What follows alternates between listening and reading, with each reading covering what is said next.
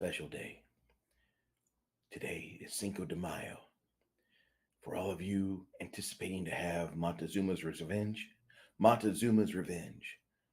we're going to have a special benediction and prayer for you and pray that you have enough toilet paper for all of this. My name is Bruce Ross, painter extraordinaire, and tonight is episode 27 of TableBreakers. We will be discussing on the day after the Star Wars Day, space opera and science fiction tabletop games. So I hope that all of you have a fantastic time. And I think that my friends here are going to just entertain and they have a big meaty discussion. So get your dinner plate set and get that napkin tucked in. I'm about to roll out. Here's the gentleman. From Peoria, Illinois, Baron G-Rock. From Peoria, Illinois, the Cigar DM. From Peoria, Illinois, and parts of Troy, Illinois, Jaide. And from Peoria, Illinois, Chimerian. I'm going to step out for a moment so you can look at my friends in all their natural glory. Yay. That wasn't creepy or anything. You know, it's really bad. I know I said this earlier. He goes off from that round after I'm watching the John Wayne Gracie tapes, who is from Illinois. So I was like, ugh. Damn it. So, last week we were talking about the fine ventures of outer space and all the RPGs you can have out there. I think we're continuing on the same thought tonight. So, who wants to right this ship and shove it right up an asteroid's ass? Kai? Huh? Oh, no. Let somebody else get this ball rolling, not me. All right, so here I'll start off with I'll moderate for a little bit. I can do that. So, when you are playing and you do get a ship of your own, what are some of the iconic names that you have come up with that are not in any other label or anything else like that? As in, not ripped off from like a TV movie, etc. Oh, okay. We'll start with the Cigar DM. I use the initials to the SS. What the fuck did I do? It normally is, but I use the initials for any time I'm piloting my own ship, because 10 to 1 someone out there is going to take a punch at me, and I 10 to 1 always say, what the fuck did I do to you? So that's normally what I call it. Okay. Kai. I mean, some of our iconic ship names usually are based around concepts that the group wants, or we had, like, for our group, one of our most famous was just simply called the Ranger 2, because we, second ship of the squadron that was still floating around. But that didn't have any meaning besides for those people who were on the ship when we first got it in the first adventure, and we were all very proud of that vessel.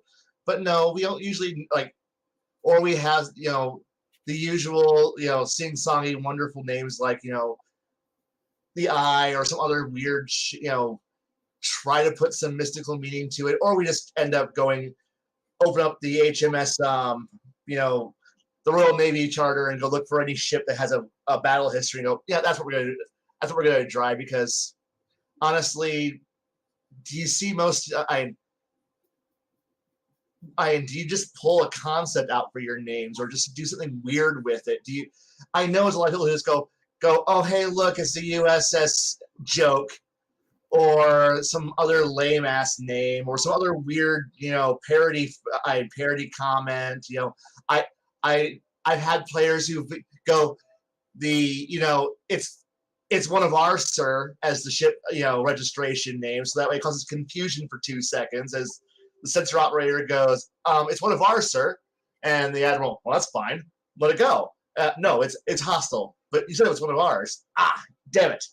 And let's have time for somebody to program the get the fuck out of here jump coordinates or change course. But then But then comes the wonderful series of questions and equations of, well, what naming scheme are you going to go with for it? I mean, you really can't go with an American style of name where it's state, state, city, major battles, political leaders, because nobody wants to fly on the USS Senator.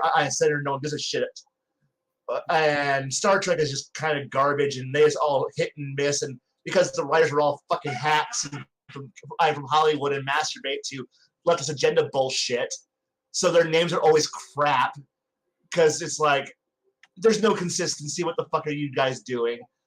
Or you can go with like Star Wars, which is, well, it's just a British naming scheme. Get used to it. And you really can't go, well, are you going to pull from like a Japanese name where it's like provinces, cities, natural events, mountains, rivers, mythological creatures? But most players don't. There's like there's a whole lot of logic to how you name your ships, and you need to have some kind of consistency. But you don't see most players and GMs put that much thought into it, with all honesty. All right, Jaide.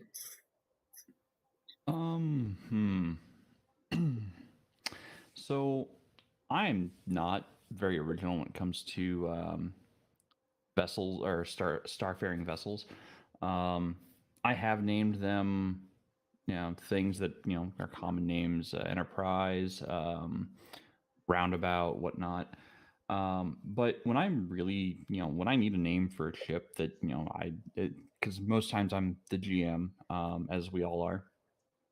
I go to like Donjon and I just get a throwaway name.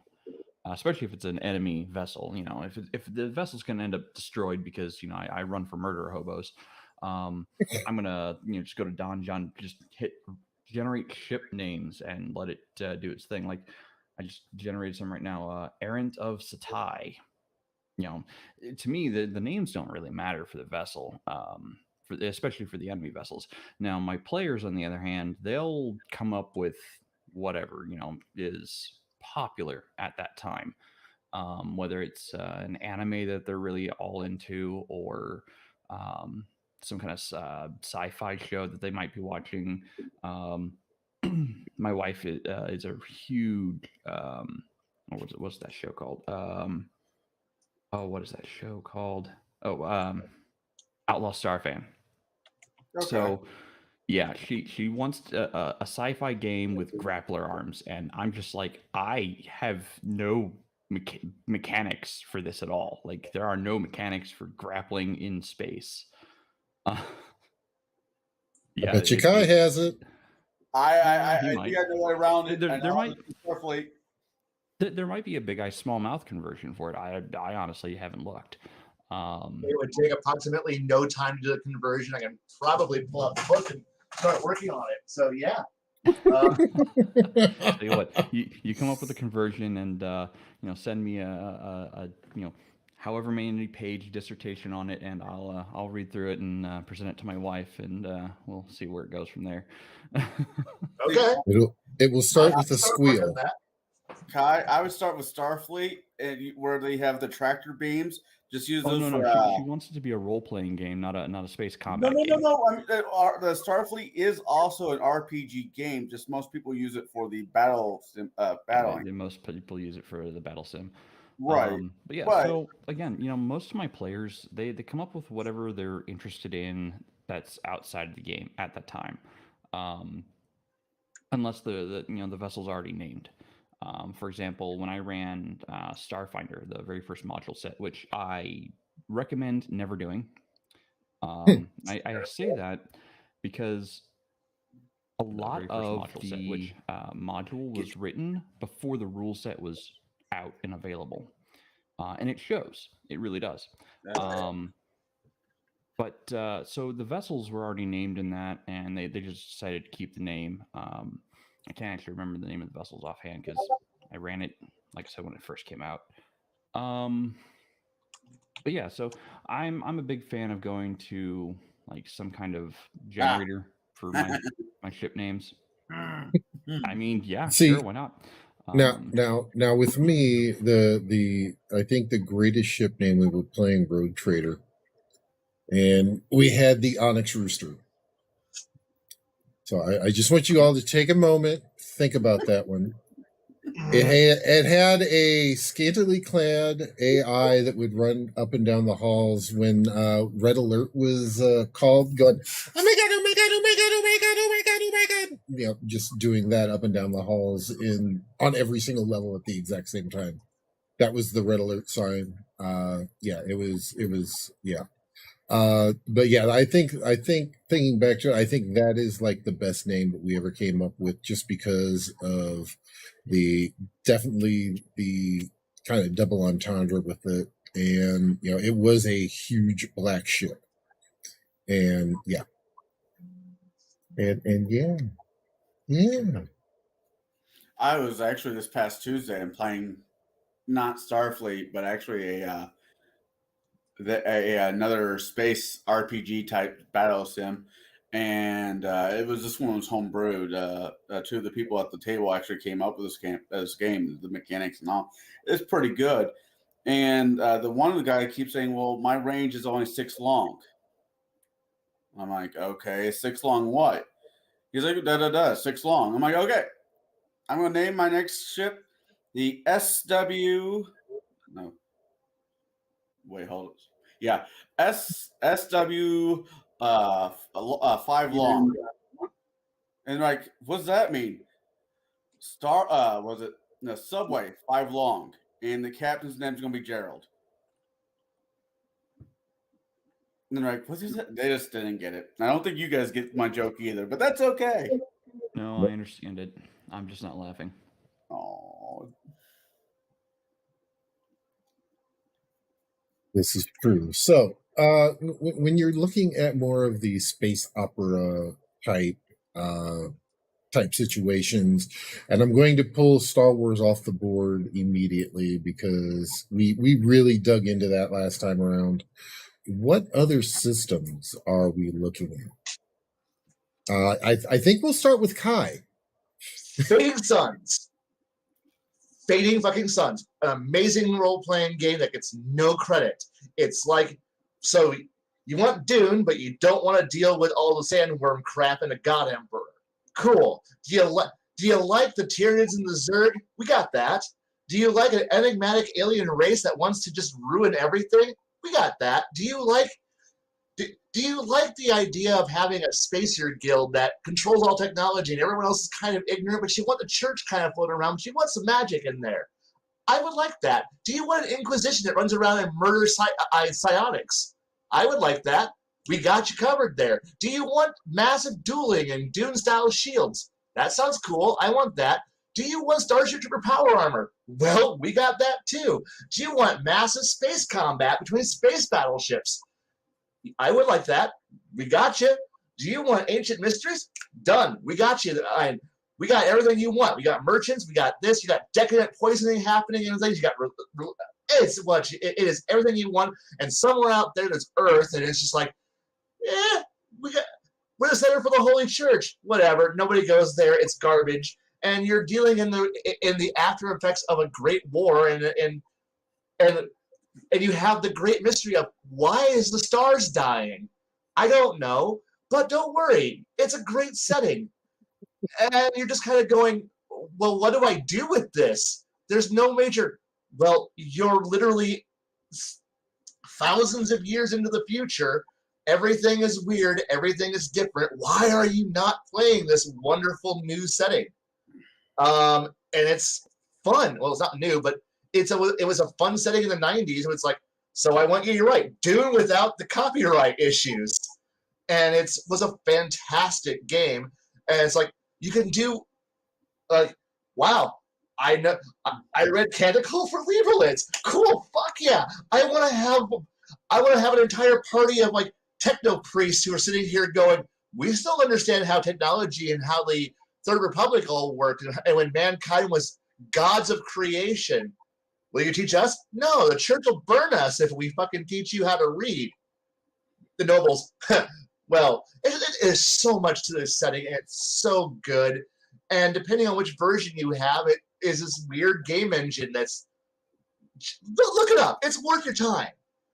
It really is worth your time. The new version, I have no idea what the newest version of the rules is like because, as with any good game that was created once by people who are creative, it went out of business because fuck it, Magic the Gathering exists. And World of Warcraft killed everything, so fuck you. And now a bunch of weirdos who are like, we're gonna change the entire point of the game. I don't give a shit. I still have the old rules, the old maps, and if you're willing to go into the dark ages of technology, you can go play a video game that was actually really good, really poor graphics, really turn-based. But if you want to run a 4X Empire in Dune, where you start out with nobody knowing how to build anything better than World War II technology tanks, and then you end the game with massive dreadnought fleets slugging it out over worlds and blasting entire planets. Give up 5 months of your life, but you can do it. Okay. It's called Emperor of the Fading Suns. It's a game from 1997. It's still an amazing game. Okay, there's actually a question in my chat from Chattel and Sons. Kai, it sounds interesting. How traveler-like is it? It is completely not Traveler. It is the most not Traveler game you're going to play. Because you have 5 noble houses, a church, battle brothers, weird frontier defense forces, an imperial faction, and nobody gets along. Sure, you can travel, you can do this fun thing, but everything's brutal, everything's bloody, and everything is harsh. There's not much, if you want to look at the idea of playing a game in the collapse of the Imperium, sure, might be close, but no. It's very much, I'm traveling to this other world. Why? Why are you traveling? Well, because I want to explore the entire world. You cross the border, and they start, 5 people from different house show up and go, hold what was on. that? He was asking about the rules, not the environment or setting. Oh, no. The rules are simple. So you get a target number between stats and skills. You put them together, you get a number, and you're trying to roll close to that number without going over. Think of it as if you're playing a dice game version of The Price is Right. So it's so I'm going to roll a d20, and I need to roll a 16. Okay, cool. I rolled under good, but how far? Over bad, under good, but you need to be close to being under. So I rolled a 14. Cool. You're 2 off. You're cool. I rolled a 2. You're 14 off. You suck. The guy who got 2 under, he's doing good. You're doing crap. But I rolled a 17. Failed. Get out of the box. You're done. Out. And it's a fun game. It's a fun game. It's brutal, and if you build your character right, you can get hit with an orbital bombardment shell from a space cruiser's keel gun, and you'll be like, that was cool, and walk off. But that's only if you build yourself perfectly right. But most people just go, oh shit, I'm going to die. Sploosh. So it sounds like you could actually do the Honorverse in that one very easily. You could. Because you already have the factions pretty much set up. You just rename the factions. Oh, yeah. Yeah. You got jump... The only thing I have to edit is that you have the jump gates, and the jump gates go to specific worlds. So it's very close to the hyper lanes. So as long as you think about, so if I go to the right hyper lane and you just change around from jump gates to the sails, yeah, that works very, very well actually. Now the more that I think about it, and oh yeah. I had to change the keel guns from being, and no, yeah, you have to add more missiles. That's not the only thing you need to do is add more missiles. Yeah, so Kai is going to be doing. I can already see the wheels starting to spin in his head there. So okay, so Cigar DM, what about you? RP games, I haven't done that many space RP games other than Dark Heresy. Dark Heresy was fun when Todd ran it for a little bit. I was in that one. I done most of my sci-fi are battle sims, like Babylon 5 was one I've been doing a lot. But RP, Outer Space RP, I gotta go with Dark Heresy. It was fun. I mean, you kind of have to like Warhammer to get into it, or Judge Dredd. Judge Dredd kind of Yeah. helps. But if you're in that kind of game mode, it's actually really fun. All right, and Jay. Man, I've really only ever experienced two RPG systems for science fiction, and I was the one who had to run them. Mostly because a lot of my friends just weren't into sci-fi. But I've run both Starfinder and I've run Dragonstar. Now, Dragonstar was a 3.0 reskin back in the early 2000s.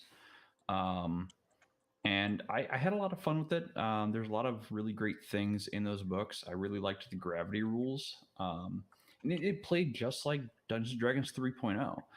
You could go, full magic, light magic, no magic, and it worked just fine.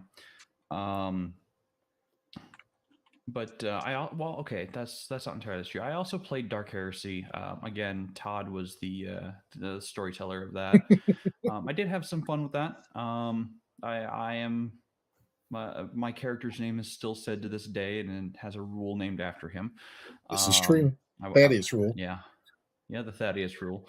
I know that rule. Your dice. You stop re-rolling exploding dice after a certain number, and you killed my boom splatter. Right. After that, you're just killing paste. So yeah, I would say I did have a lot of fun with Dark Heresy. But I would say that my best experiences were Dragonstar. Mostly because I knew 3.0 very well. I knew how to mod the system, so to say, to fit what I wanted to do and what I wanted to have happen. So that's gonna be the one I'm gonna go with. Is Dragonstar. See, for those who not play with Jaide, you have to understand if you give him a system where you have to roll low, he will capitalize on all rolls. You give him a system where he has to roll higher than the 15 on D100, he'll still roll 1. Yeah, I myself I'm notorious for rolling low. Yeah. Mine, I believe, is going to have to be either Dark Heresy or the Rogue Trader, just because the mechanics. Once you get everything set up with your character, the mechanics are real easy. You roll to hit, you have to roll under the number. You get degrees of success. Roll that percentage you get, and that's where you hit them. And then it has the most awesome thing in the world, the crit charts. Oh, and they're so gory and just destroy everything. It's so nice. But we have been joined by Bruce Ross. And Bruce, what about you? What game do you gravitate to for your space opera that is not Star Wars? Well, I would say I would actually want to. I know this is going to offend some people, and that's fine. But I would just, if I'm not running a West End Games D6 system, then I'm going to have my friends get 3 die 6 together, maybe 4 die 6 together, and write down the following ability scores: strength, dex, con, intelligence, wisdom, and charisma.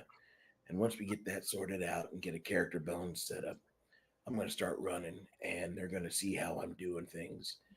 But I probably would take care of the system issue, because I don't want people to have problems. I want them to have a smooth transition between games. I want them to be able to have that butter. I don't need them to get all jittery and, oh God, what do I use today? A D100? Do I use a D20, a D8? What is this? A die pool system? No, I'm going to actually stand up for what I was doing, and I'm going to use my D20-esque systems. So I would probably use either Dragon Star or a variant of Alternate T or something like that. But that would be my own personal preference, or maybe just run some Gamma World, because you can never have. I don't have enough people at the table. I know how to get people at the table. I game with furries. Put that big sign up there, and all of a sudden, I'm going to have everybody with their little, like their bipedal rabbits with their plasma lasers, and it looks like a reject convention out of the Rift's Palladium system. Nope, we're just running Gamma World. Don't worry, kids. And that's what I would do.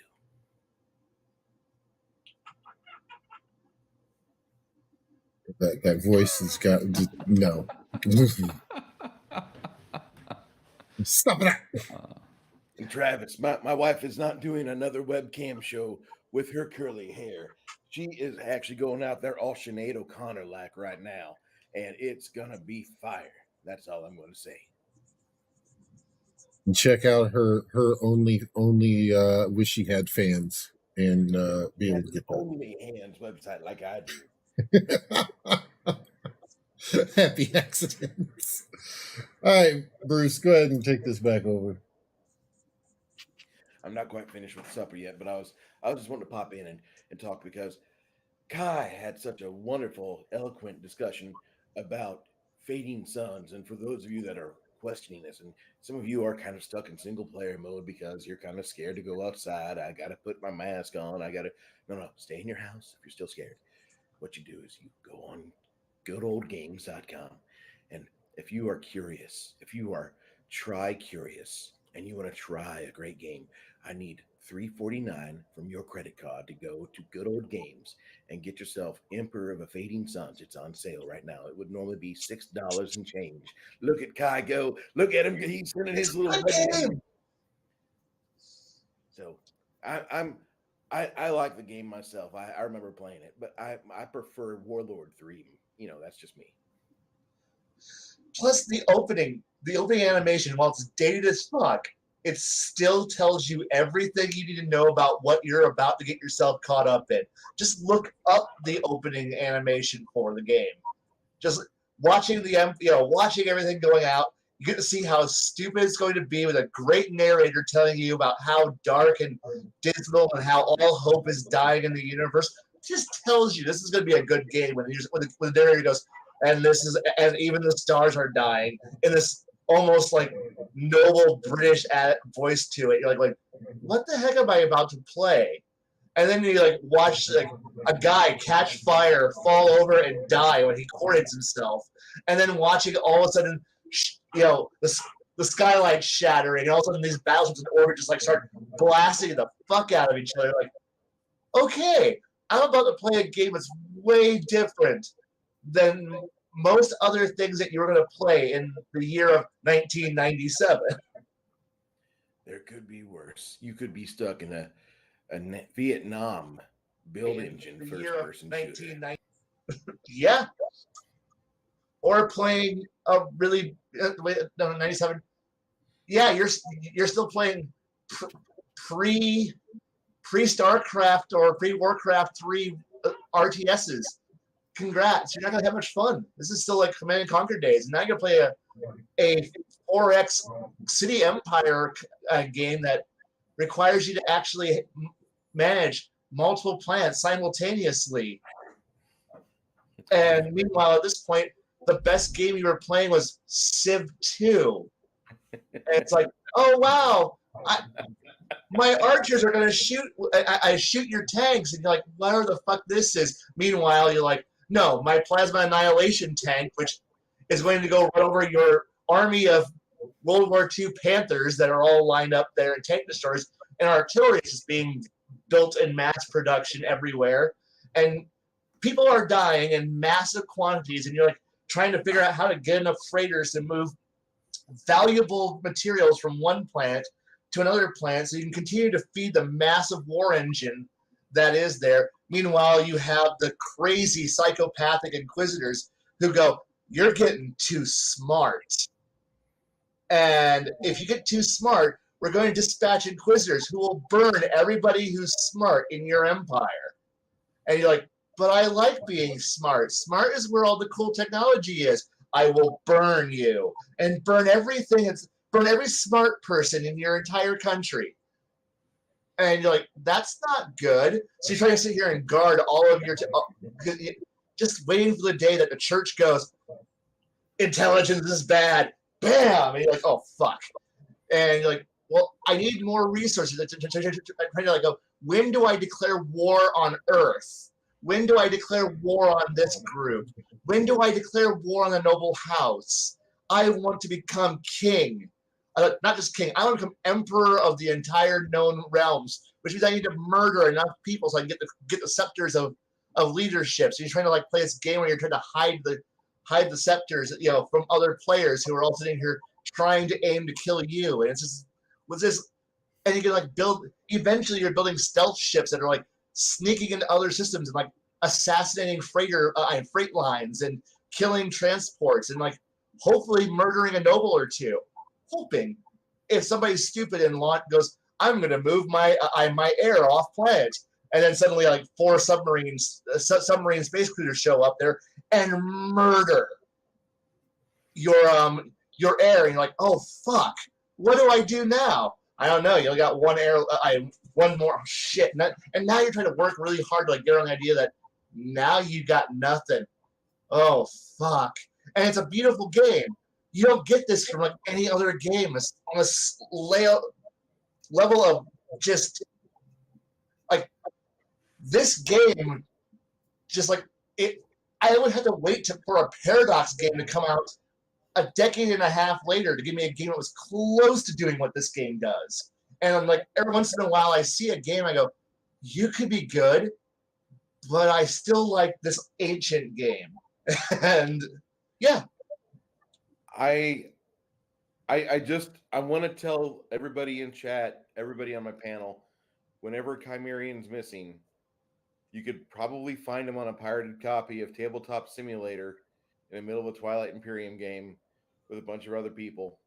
I have found Kai drunk at a game store, passed out during the middle of a diplomacy tournament, and said something about I died in Korea. So it seems to be the running gag of the night. But I really get it, because like if you don't have your logistics set up with that game properly, you starve your enemy, or you starve your army. Your army just gets stampeded, and it's the way it's supposed to be for a war game. And not many war games are that detailed where you have to manage your logistics for your food. Oh yeah. I was last night after we did the broadcast for Gatekeepers. I was kind of in a sci-fi mood. I wasn't about ready to give hours of my evening to the Force, and I didn't feel like watching the track. And so I'm going through see what movies I can find out there, and I see a classic sci-fi movie that I recommend to all people that have clone phobias. Killer Clowns from Outer Space. Pop the nose. I bring this up because here shortly, 5e is dropping their variation of Spelljammers. I have nothing positive nor negative to say on that aspect, but they have a new race called Clown Pirates, or Clown whatever they are, but they're clowns. So I'm thinking in my infinite wisdom that I am going to have a homebrew game where a bunch of killer clowns from outer space are going to attack the party. Thank you, 5e, for just throwing more shit into my gun that I can fire for. The issue is that will not translate. That will not run alongside with fantasy. They're two different entities. So would I be remiss in saying that maybe the Spelljammer video did not grab Garrett the way we wanted to have G-Rock get grabbed for his proper game? No, see, the the hamster though. I have dreams about the hamster. Well, ever since they revealed that he was a space hamster in Baldur's Gate 2, yeah, back in 1999 or 2000, it wasn't a surprise. And then I hate that entire video. I need to just do a reaction video and just vomit hate so I can get about 400 hate like clicks, and I'll look like Kai after I've finished like raging about how slow the school bus is on 150. No, All I I'm doing don't is think. using an aspect of that game that's about to come out, and it's a creature, so I can make fun of it. Why I get to RPG a killer clown from space home session. Lemmy Winks. I mean, Kai, he looks like he might be interested in killing some clowns. No, not really. I've watched the original movie and tempting.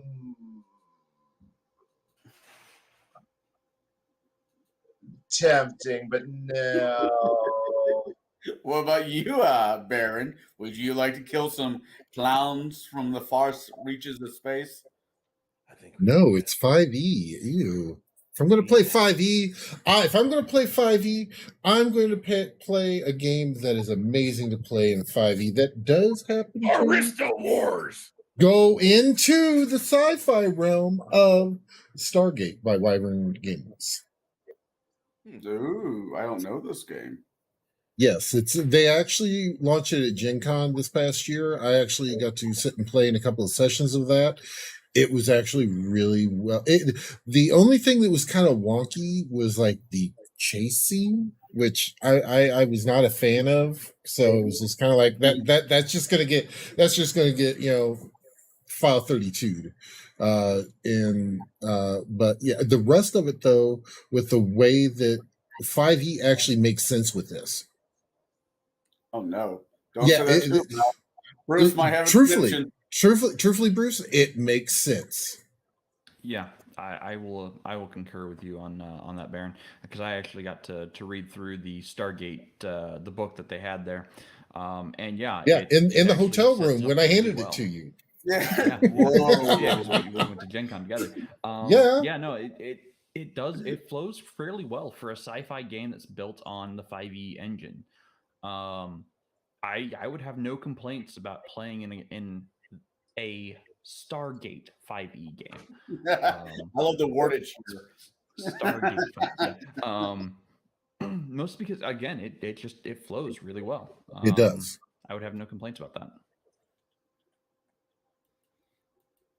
The other system I would consider playing. Well, I'd have to read through it because I think it's Fantasy Flight still owns it now. Iron Kingdom also has a 5e reskin.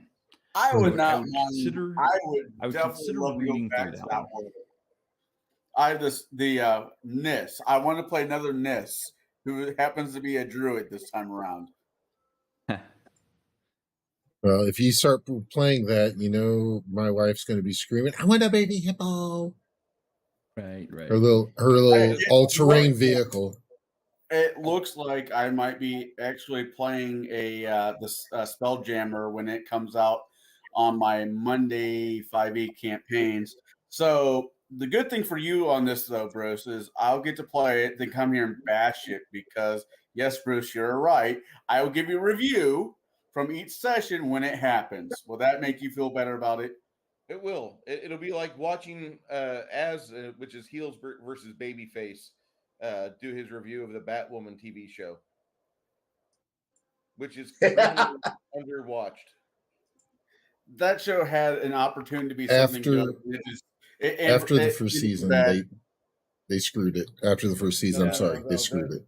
The fucking opening, the trailer, the teaser trailer, where they had a woman singing a song, "I'm a woman," and it came off more like a PCS mobile commercial or like a US Cellular commercial than a DC Comics property. And then, you have, of course, the wonderful acting. It will be when that suit fits a woman. All right, I need to jump off here so Kai can get animated again. He looks like he's. Somebody want to get him his drip, his ketamine drip. Kai, they're stealing all your loot. Yeah. You know what? We're playing sci-fi, so My ways of killing them gets way more interesting. Oh, Well- here we go. Well, the thing is that not only did the GM steal your loot in it, but he blew up the ship it was on. Oh, that's not good. That's not good at all. I think I might That have, GM doesn't realize what kind of game he's playing now, is he?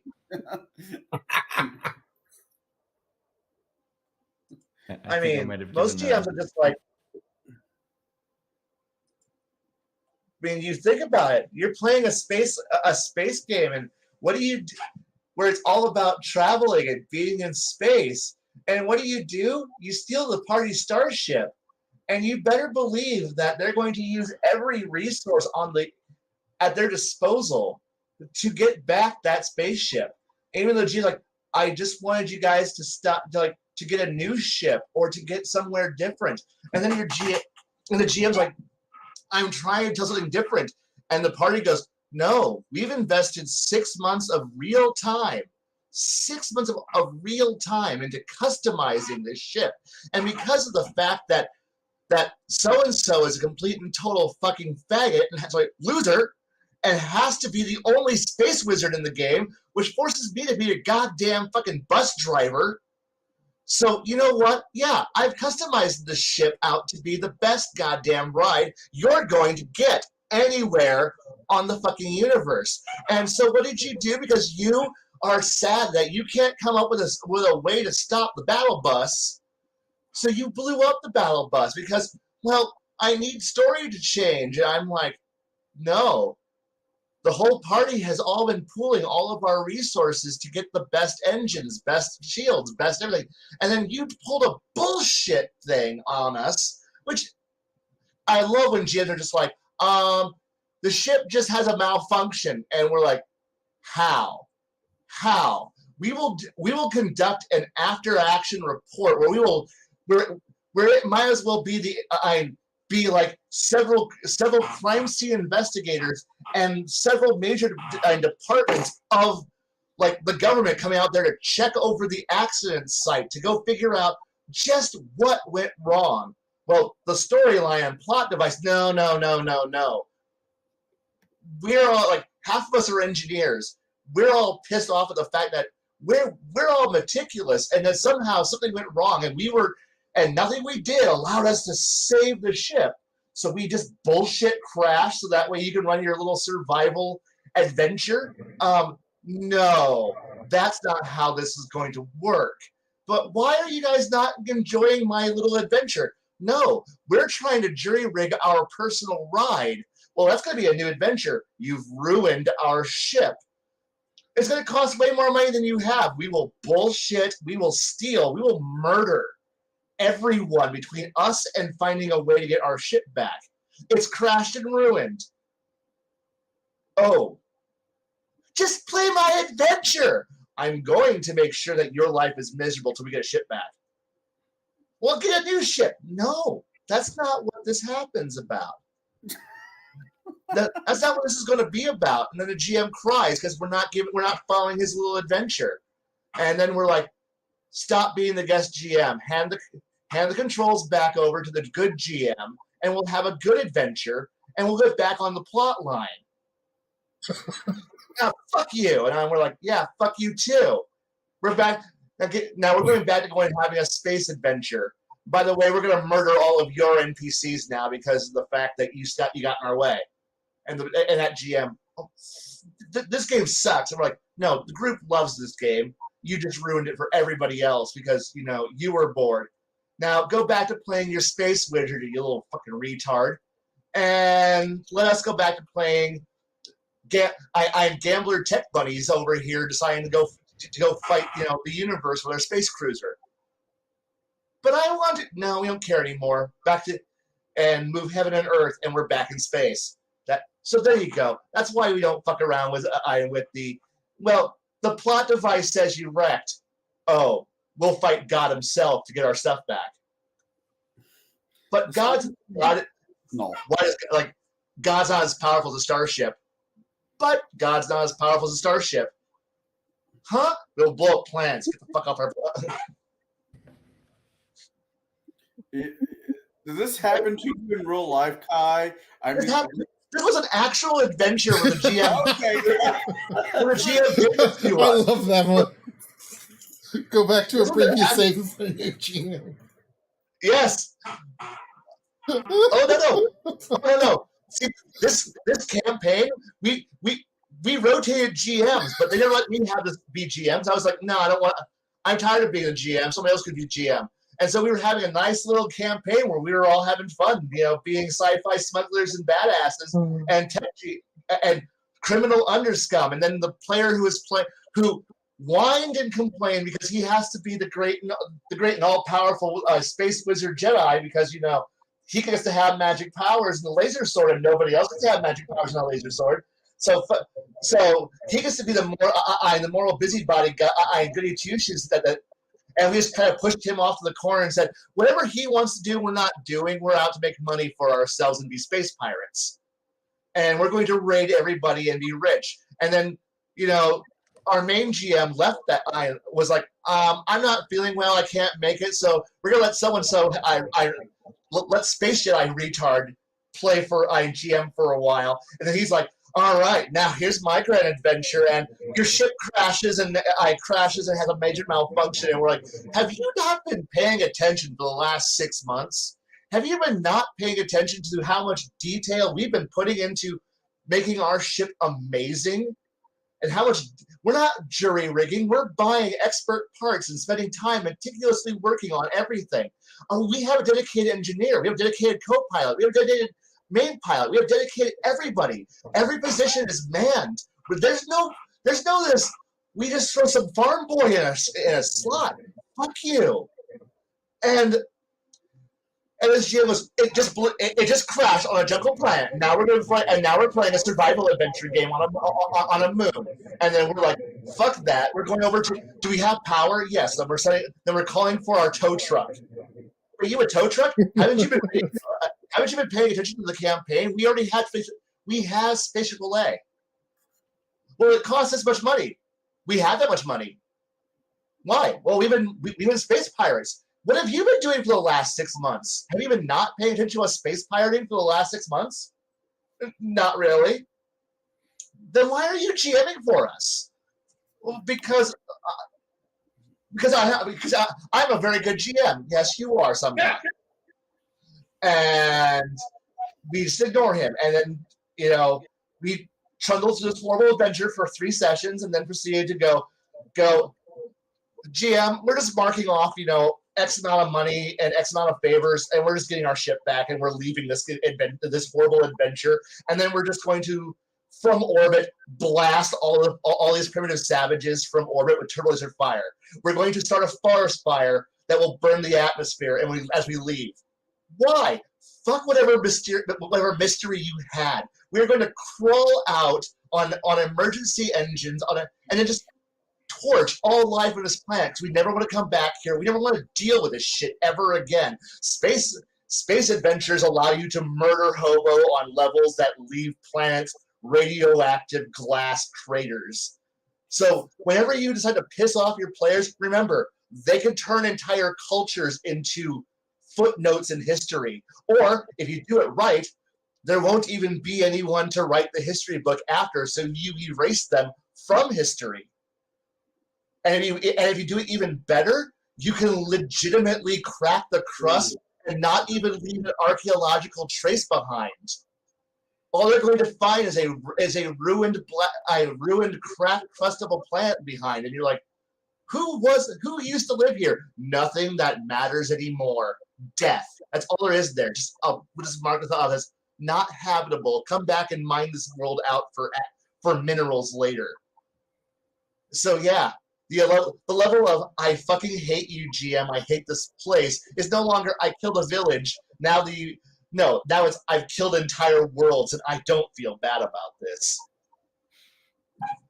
How do you set your fan before you go to sleep at night? But high. Yeah. Baron, what would be your second question you'd have for the group tonight? After that, I got nothing. It's all you, Bruce. Okay, well, we've already discussed what our favorite game is to go to when we're not talking about original D6 Star Wars, which really that kind of neuters my end of the conversation. I Yes. can't say. Remember that time I ran? No, I never ran that game. Remember that time I walked past that at the game store? I did that all the time. I never picked it up. I never bought those. I've got to say, if we're going to talk about anything, I would say like, well, how would you guys want to run if you're not running in Games Workshop's Dark Heresy game? How would you run a Necromunda themed campaign? And that would be where I would go with this question. Go ahead, Baron. Well, I mean, truthfully, if we're taking that off the table, you could easily do that in Starfinder because there is a Necromunda type World of the Dead built into that. So it would be very easy to and you can even transplant that into with 3035 rules fairly easy. You could, even, if you're looking at it too, if you wanted to do a Stargate type deal, the rules are there to be able to do that also. It's all about, the planet generation. And the 300-pound gorilla in the side hall that I know Sean are just waiting for us to say, you can easily do it in Traveler, you can easily, come up with stats for, undead, things along those lines. You could pretty much run it in any engine that you can conceive. But looking at the sci-fi side of it, with the weapons and whatnot, probably it would be more in Traveler. But like I said, Starfinder's got it pretty much in there. The world of Eox, the Elabrian people, their culture was dying, and they couldn't figure out a way to save their people. So they performed some kind of ritual, techno-magic ritual that transformed a large portion of the population into intelligent undead, like kind of like liches almost, without the phylacteries. As a matter of fact, in the first AP for Starfinder, you kind of work for one of these undead things. And that's the other thing, if you're going to run a world or a sci-fi setting, your players have to realize that there are societal rules. There are laws that they will have to abide by, much like in medieval settings. There are rules that most players just choose to ignore and go on murder sprees and can't figure out why the entire countries hate them. You have the same kind of rules, just to more of a law and order kind of way in sci-fi games.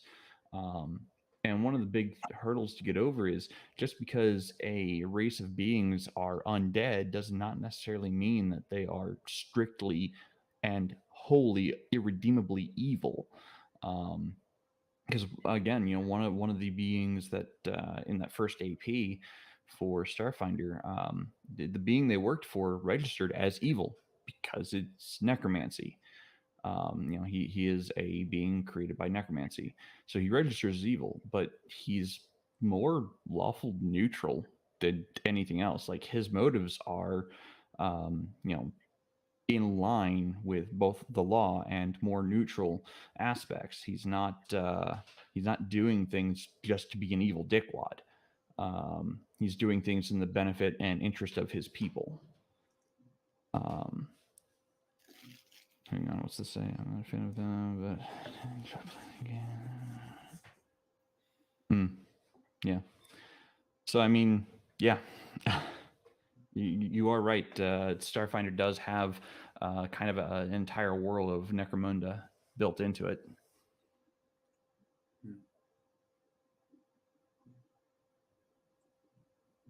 Hi. Oh, well, I have several options on what I could run a Necromunda style game with. You could always run it with D6 Star Wars, generic, fast, easy run. There's plenty of weapons because if you're playing Necromunda properly, what you need is more guns than brains, and so you need to have a setting that has all the guns, all the armor, and ways to not die when you die without having this magical bullshit thing where you just go, I wiggle my fingers, you now gain back 4d6 so it's like, or I can, if I want to get more gritty, I can always pull out Battle Troops or Battletech's Mech Warrior role-playing game. And at that point, you have, again, more guns than brains. You have cybernetics. You have medical treatment technology because you're just walking along and suddenly, oh shit, did my arm just got blasted off? That's not good. I'm gonna go pass out now. And then someone goes, hey, Bob just died. He's not dead yet. He's gonna die. He's still no, let him die. And we're just gonna get his gun. And then you run off and do something else more fun. And if you need to have that space opera fantasy bullshit thing, you can even go as far as to say Exalted and have some fun with, well, everyone's now a magical superpowered person running around the internal bowels of a giant evil spaceship where you're all fighting over resources, or known as the average alchemical campaign. And I mean, honestly, like, you just gotta play a game that involves gangs shooting at each other.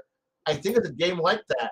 It might be Cyberpunk and Shadowrun, which is all about gangs shooting each other over small amounts of cash, resources, and land. And that's what you're playing Necromunda for. Is you're a bunch of gangers and you're trying to get as much as you can before the cops show up and blast the fuck out of you, because you don't know when that Layman Russ is going to come around the corner and decide that, you know what, fuck this battlefield, start battle cannoning everyone. So you're doing the exact same thing in almost any sci-fi game. So it's like, I shoot everyone, and how long until the Imperial response arrives? About 10 minutes. Okay, we have an 8-minute firefight that everyone runs, and then we leave the wounded behind to get arrested / murdered by the cops. Sounds like a good plan. All right, I like this plan. Let's go. Let's go. What? Have you ever seen the movie called Heat? Maybe once. I don't recall off the top of my head. I don't know how you and I are friends, but okay. Heat starts off with an armored car robbery, a very skilled one. Okay, this is just on my. I think it got lost on my to watch list. I've heard of this. I wanted to watch it, but it slipped off my radar. That's all. I'll have to get you acclimated to it because I don't know. I can see people throwing popcorn at the screen and their phones right now because you said you don't remember the movie Heat. So I'll fix that. Fix it so that way I can enjoy it. I'll add it to my watch list of movies. So. Now I got a question. When you say Necromunda, do you just mean like Undead Space Story, or No. Okay, if you knew what Necromunda is literally picture yourself a city that's built on top of layers of itself. It is old. It is massive. It is Space Mutant set, but so much bigger. Everything. Yeah. What was that? I'm listening. Continue. Everything is decrepit. There is catwalks everywhere. There's this city was once a massive hive. It's huge. It's an arcology, but you're looking at 10,000 years of decay and not being maintained. The rich live at the top. Everyone else is in the vast bowels of industrial hell. Picture Blade Runner's, Black Knight, industrial, like there's fires belching out of pipes for no fucking reason. Why? You don't know. There's catwalks. Why? You don't know. And everything is all about we need more food, we need more water, we need more guns. So we need to go out there and go fight another gang who has all the food, water, and guns.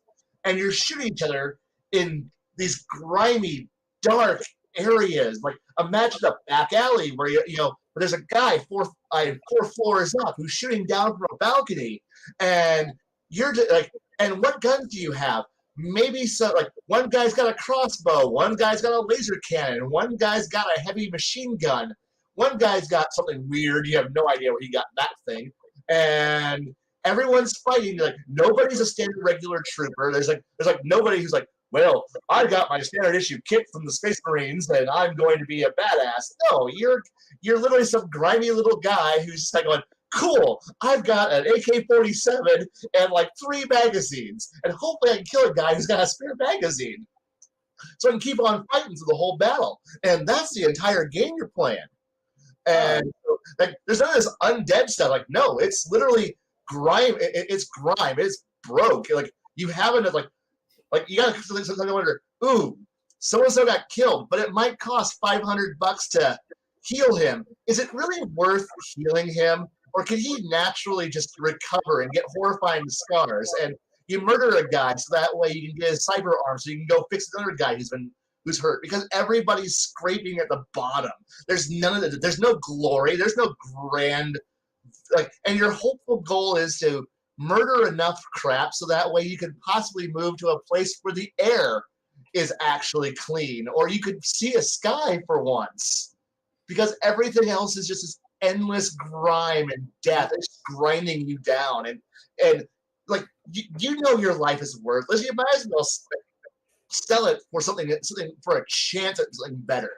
And it's a total different way of like playing a game. It's like, oh, we're heroes. No, you're not. You're just a gang of 5 guys who just have some guns, and you're gonna murder everyone until you're better.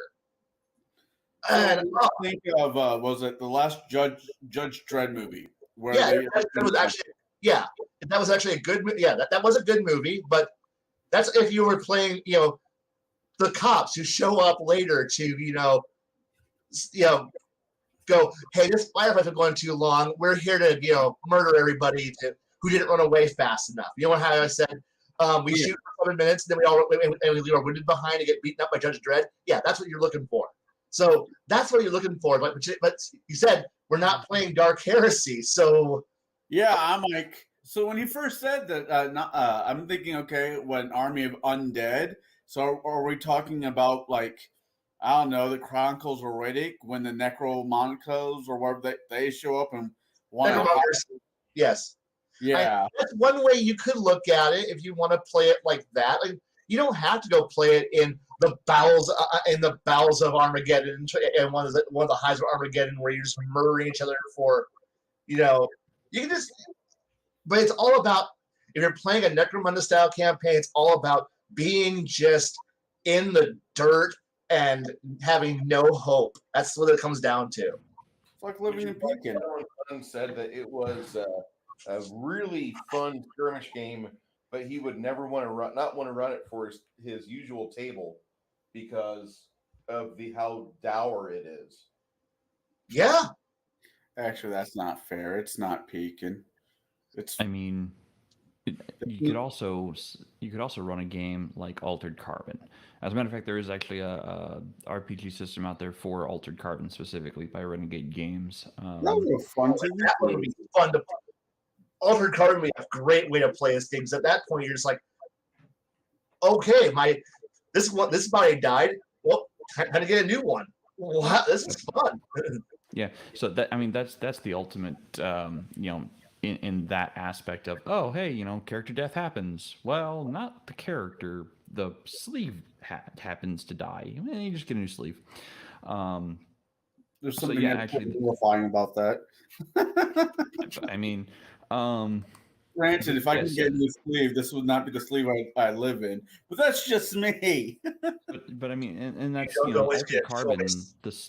The story of Altered Carbon, is that kind of Necromunda feel. It's civilization that has been built up for thousands of years, it's crumbling in the underbelly, while the ultra rich and ultra wealthy sit upon their cloud heavens, and gaze down upon the masses. That has that same kind of feel and story structure. If anyone's actually played the new rule set by Renegade Games for Altered Carbon, I would love to know your thoughts on it, or your feedback on it.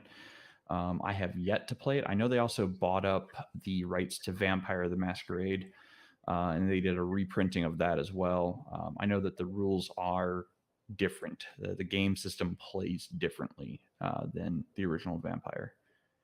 So. Okay. Yeah, I've never heard that term before. Up until now, I've never heard that term before. So when Bruce, I was thinking Dead Worlds, not. Yeah, I was thinking because I said.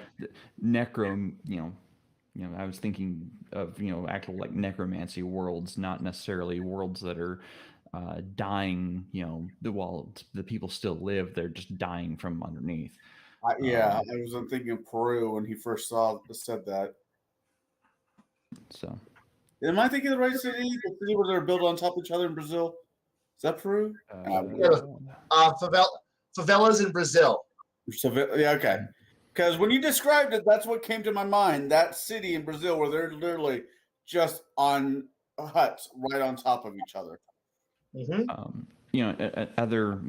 Another way of looking at it is not necessarily Necromunda, but kind of neo-noir. Yeah. Kind of that cyberpunky feel, but with a lot of age to it. It's not really high cyberpunk where it's everyone's walking around with laser swords or electrified brass knuckles. No, it's the people are downtrodden. It's a very dark and gritty feel, from what I understand. Now, what about the other side of that? You're in a campaign and you've been roughing it for months. It is a space toting, not so much pirate, but Firefly meets Cowboy Bebop. And now you're, instead of going to the planet that says we'll take all comers, money's not needed, to a planet that's like, well, you need at least 100 million cred in your bank or whatever system before you can even get past the front gate. I mean, you would have that in just about any high society kind of game. It doesn't really matter the system at that point. You would have your privatized worlds where the exceptionally ultra rich would buy entire planets, just for themselves, and then they would charge fares for any like comings and goings. You could have that in, again, any system, but then you'd have the freedom fighters, fighting for the protections of these worlds that are being encroached upon and obliterated, practically having the entire native inhabitants wiped out, all for this ultra rich individual to have a planet all to themselves. Right. That could create good conflict stories. I know I said story, but I'm out of drink. The person normally bitches about us saying story too much has been missing from our chats recently. I'm kind of worried. I thought he was in the last one. Maybe time before that. He's got some things going on. Yeah, I do know he's got real life troubles, so more power to him, for trying to sort that stuff out. Hopefully, I don't wish anyone ill will. But I hope that he gets things sorted out for himself. I wish I could say the same, but I'd be lying. But no, as for your comment about worlds that require you to have X amount of cash to be able to get on planet, like they're always importing. Like if you don't have players who are thinking like smugglers, or they're not trying to figure out how to infiltrate, how to sneak in, how to, like if your players aren't thinking in just interesting new ways, or just even if it is blow up an orbital space installation and then ride the deorbiting debris field into the atmosphere, and having death-defying entrances like that, or sneaking in. If your players aren't literally like going, we should rewatch a copy of Lord of War and figure out how to just smuggle everything on the planet, because rich people need need goods. Well, of course, most players aren't riding around in some elite super battle cruiser. They're probably riding around in a modified semi-truck is what you're looking at. And if your players are smart, they're not just like, they didn't just glue on guns in every weird direction like you're some kind of freaking Reaver out of Firefly. You've probably concealed those guns. You have smuggling compartments. Like, you should be able to fly into most places and go, are you here as a guest? No, we're here delivering, X amount of valuable goods in here, and then you just bullshit your way onto the planet and then do your shenanigans and then blow your way out because, we're playing a sci-fi space opera game. If there isn't either a massive shootout getting to the planet, it's going to be a massive shootout getting away from the planet, where you're blasting past all the planetary defense patrols and trying to avoid the Navy that's trying to intercept you. Gotcha. You should be trying to figure out every which way to whatever obstacle they're putting into you. You should be having players trying to figure out, how do we get around this? Well, we're low on fuel. How do we make use of fuel? How do we get past the blockades? How do we fake our arrival? Our papers. Do we need to make contacts? Do we need to do this? Work around everything, so that way you can escape. Even if it is come down on the opposite side of the planet, and then they do the Earth low altitude fly and get close in, and then drop the players off while one player or the NPC who's trusted to be the pickup guy takes the ship off and go parks it in a swamp somewhere, so you can go and do whatever adventure you need to do, or do your Ocean's 11. Everyone, we put one guy in a good outfit and throw him to the wolves, and everybody else gets ready to go out and do the hijinks, which is steal everything of value and make ourselves rich. Because that's ultimately the goal when you're playing a space opera game. Is either you're here to go steal the plans to the super weapon, you need to go assassinate a noble or steal information, or most of the time it's simply we got rent to pay, and we need cash, and we need all the cash and all the good cash, and all the good cash is with rich people, and we're not rich, but we want to be rich, so we need to get into the rich area. So we're gonna fake our way into being rich, and then we're going to steal everything so we can be rich, and then come back later and go, hey, now we're supposed to be here. Why? Bank account. Makes sense. Space opera. That was a late 80s or mid 80s RPG, and you'd hear people talk about it, write about it occasionally in Dragon Magazine. If I remember right, it came out about the same time as After the Bomb, which is a fantastic FGU campaign. Now, I was joking around in my head about doing the genetic opera, but all the players had to be bards. But Tish? I mean, I don't even know where to put that. It's not fantasy. It's kind of sci-fi-ish. I think if you start looking, like something like Ice Pirates, or even something, You can go. Oh, you can go. It depends on how deep you want to go. If you want to, talking about, helping the rich and whatnot, you can always go try to find that Jewish princess to save, and find the Schwartz to help you. You can do a lot of different things depending on what you want to do. You can find any type of game system to help. When looking at, like I said, space opera myself, one that I mentioned last week, and the one that I feel that does not get a lot of love is Space 1889. It's a very Victorian era type, but I mean, you can go to Mars. You can go Mars. You can go to Venus. Venus is one of the bigger ones that you can use the ethereal ships to go to, and it's there's dinosaurs, there's all kinds of stuff.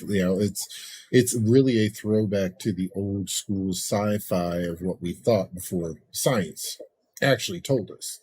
And it that to me that could actually wind up, you don't have to play a super uh futuristic type space opera type game either. You can do a like the Space 1889, a Victorian era type uh space opera, so to speak, esque type game too.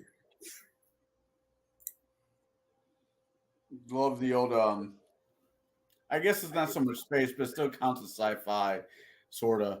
The do I turn I don't know how you do it. Actually, that's not entirely true. But 2,000 Leagues Underneath the Sea, turn that into sci-fi, but using that Victorian 1885 we're talking about. 1889, yeah. Yeah, you could probably do that. Travel to the center of the Earth. Anything Victorian. I mean, yeah, really anything, anything Wellesian, Yeah. Castle Falkenstein, if you want to go with that route. But at that point, you're not playing with dice anymore. So it's a really weird game, but so worth it. Well, Yeah. Travis 1975 just said Mutant Chronicles, and that reminded me of one of my favorite games I played in the 1990s. Thank you, Heartbreaker Miniatures, and thank you for those wonderful people at Mutant Chronicles who brought out one of the greatest games. Because all of you, for Mutant Chronicles, all of you are the descendants of these Earthers, and the Earth has gotten too packed with people. And so we terraform the moon and we throw an atmospheric blanket around it. Our friends, the Brotherhood, the Space Catholics, as I call them, they go to Luna and they pacify the people that are up there to party and revel and celebrate their new arrival on another plane of existence. They go, and now we have the Space Catholics preaching unity and brotherhood to everybody.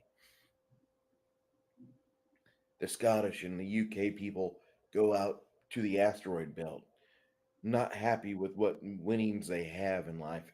They start to go through the asteroids and mining and ripping apart the mineral wealth and then bringing it back, selling it for fat amounts of ducats, which is interesting. And then the Bauhaus people, they go to Venus. They're mainly the people that are from France and parts of Germany.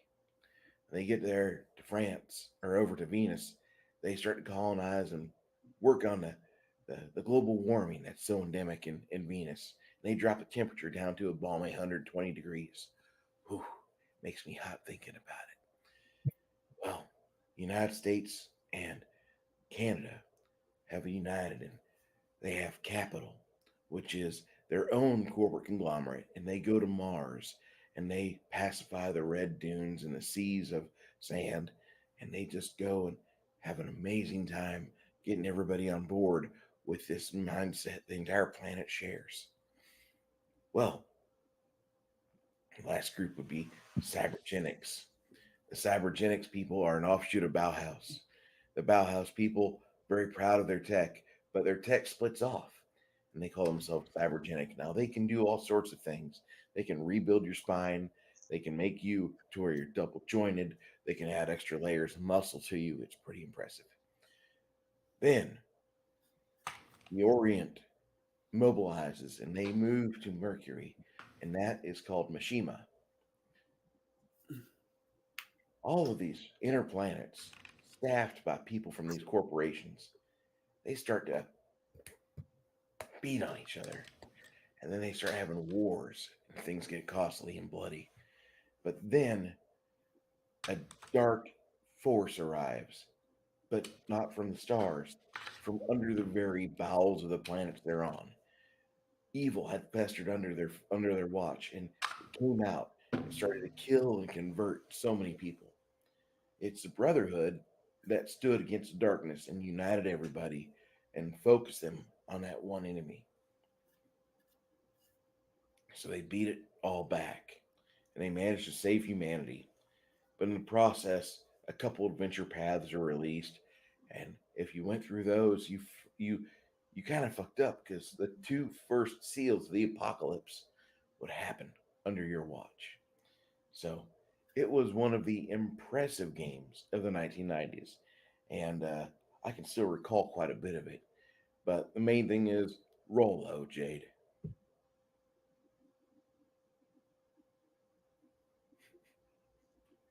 What? What? I said roll low. Oh, Yeah. Oh, ha. Roll low. Okay, I get it now. Okay. Yeah. Then I'd be He's like- fantastic at that game. Sorry. I thought you My said mouse. roll low, OJ, and I'm like, My, what's my mouse OJ? just died. And those are the wrong writer's ass, of course. Okay. Next.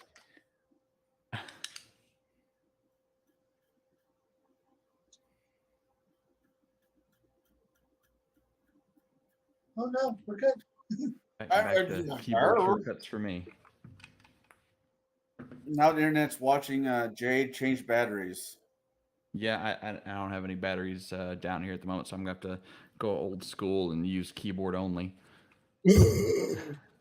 I know, right? How do you dare live in this you. world without a mouse? I can't remember last time I didn't use a mouse. I do that every single day at work.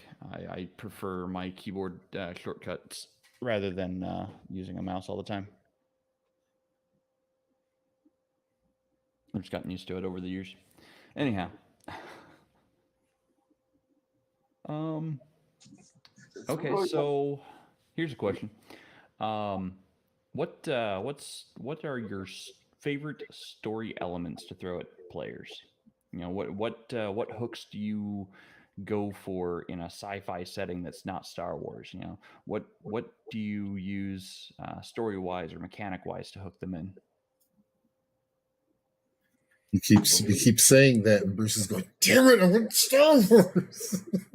No, it's the same answer for every game. Okay. 3, maybe 4d6. Okay, fine. Let me rephrase the question. What are your favorite thematic stories or campaigns? By thematic, I mean, like, do you try to tell the like episodic nature of Star Trek, or do you try to go full on space opera as Star Wars, Hero's Journey? Oh, this one's easy, honestly. For at least with my groups when we play sci-fi, it's always building up towards some climactic event. It's starts out with all the mundanities, all these minor little things, and you start putting in the little pieces, the threads that start to build up towards, like, whatever direction you're just kind of guiding them towards. Since most of us have at least started reading, and take a look at the Honorverse books. How do those start? You're set off to go do some bullshit. You go out and have it. You're out having fun, quote unquote. It's misery. You're problem solving. You're figuring out your stuff. You're getting your resources. You're figuring out what you can do on a shoestring budget, and then you hit them. I like putting lots of politics in politics. Like, so the more people, like, I want to have your little actions are causing bigger ripples across a much bigger story going on around you. So therefore, sure, you may be hitting the freight routes for, say, Kuat drive yards, or Utopia Planitia for playing Star Trek, and you hate the Federation because fuck the Federation. The Orion Pipe's where it's at. So you're sitting there, you're raiding supply lines and freighters. You're screwing around with things. You think you're just having some fun being, we're rich, but you're destabilizing a sector. Now you got houses and political parties and corporations or nations starting to go, wait, we got this. And then you start seeing the ripples. You start watching how the players react, and you start aiming them towards some climactic event where they have to go in way, way over their heads and do something heroic. But don't worry, you've been hopefully giving them the right gear and the right equipment and pushing them to find the right allies. So that way, when their little starship goes up against, the Imperial Star Destroyer that you've been saying is in the sector, and you've been knocking out its escorts, you've been knocking out its a few things, but that admiral suddenly shows up there with a battle cruiser, and you're like, oh shit, I wasn't expecting a battle cruiser, and what do we got for firepower? Not nearly enough, but hopefully through ingenuity, guts, brains, and hopefully some good dice rolls, you can do the impossible and not end up with an expanding plasma ball. And you're aiming your players towards that point.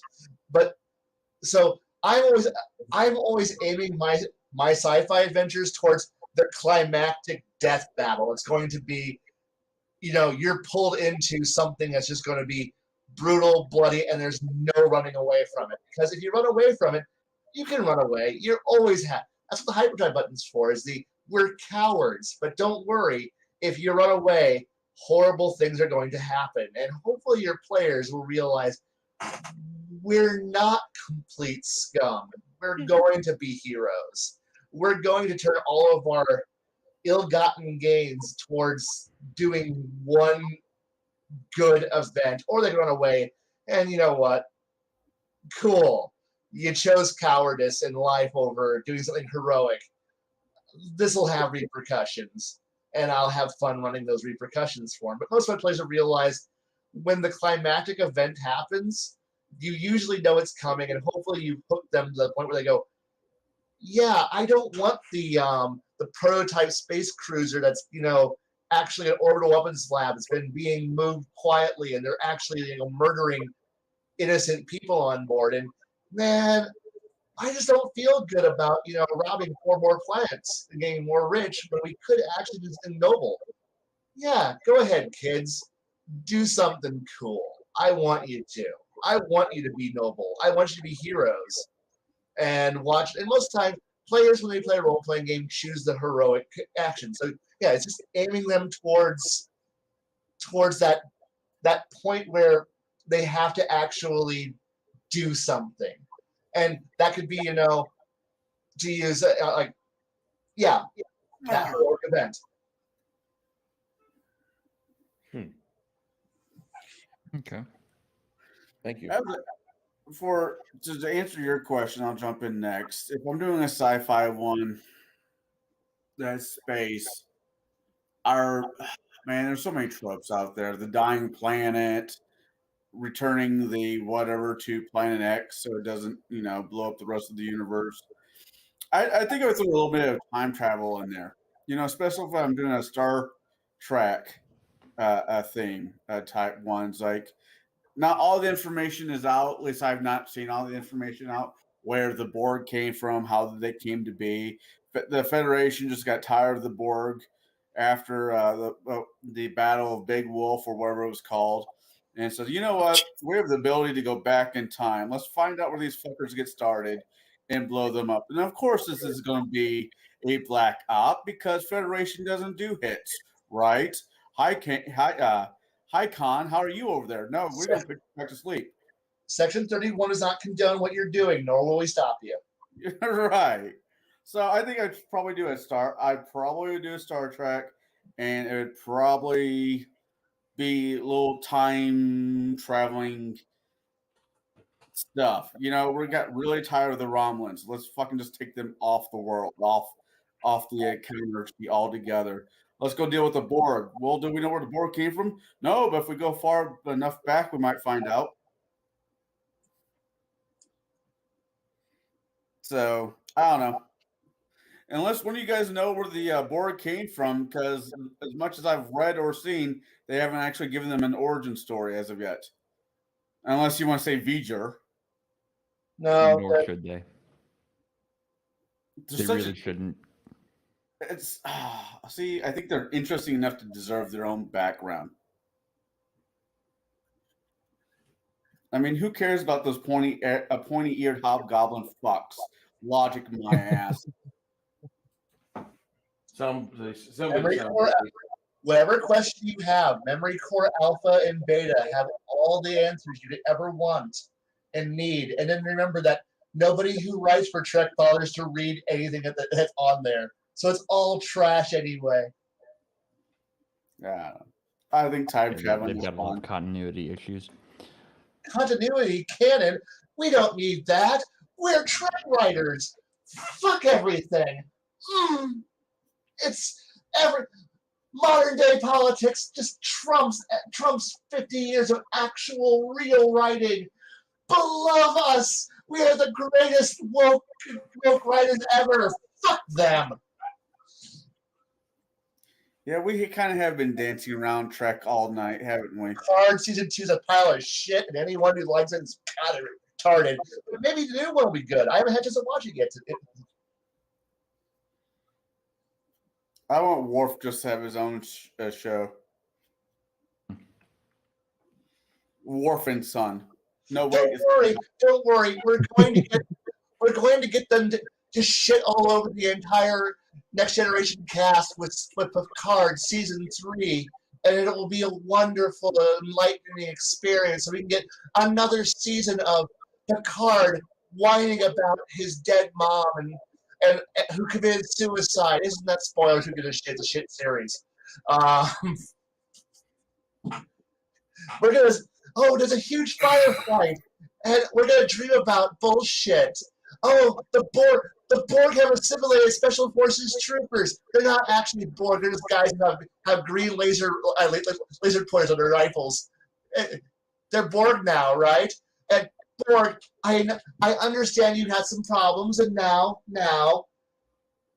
just understand their vision and wonder. We will go out in space and only assimilate people who are sick on dying, damaged warships. We will no longer assimilate cultures. The Borg are ruined. Goodbye! We really need to give Kai a spoiler warning button. So when he gets about ready to go on a rant, we just hit it really quick. I don't want him to have a spoiler warning button. I want to cause him artificial buffering. That way I have time to get out something and I don't have to boot him. He doesn't die. He's dying. I think my favorite sci-fi element is got to be time travel. Like, I've always been fascinated with the concept of time travel. Ever since I watched Back to the Future, 1 and 2.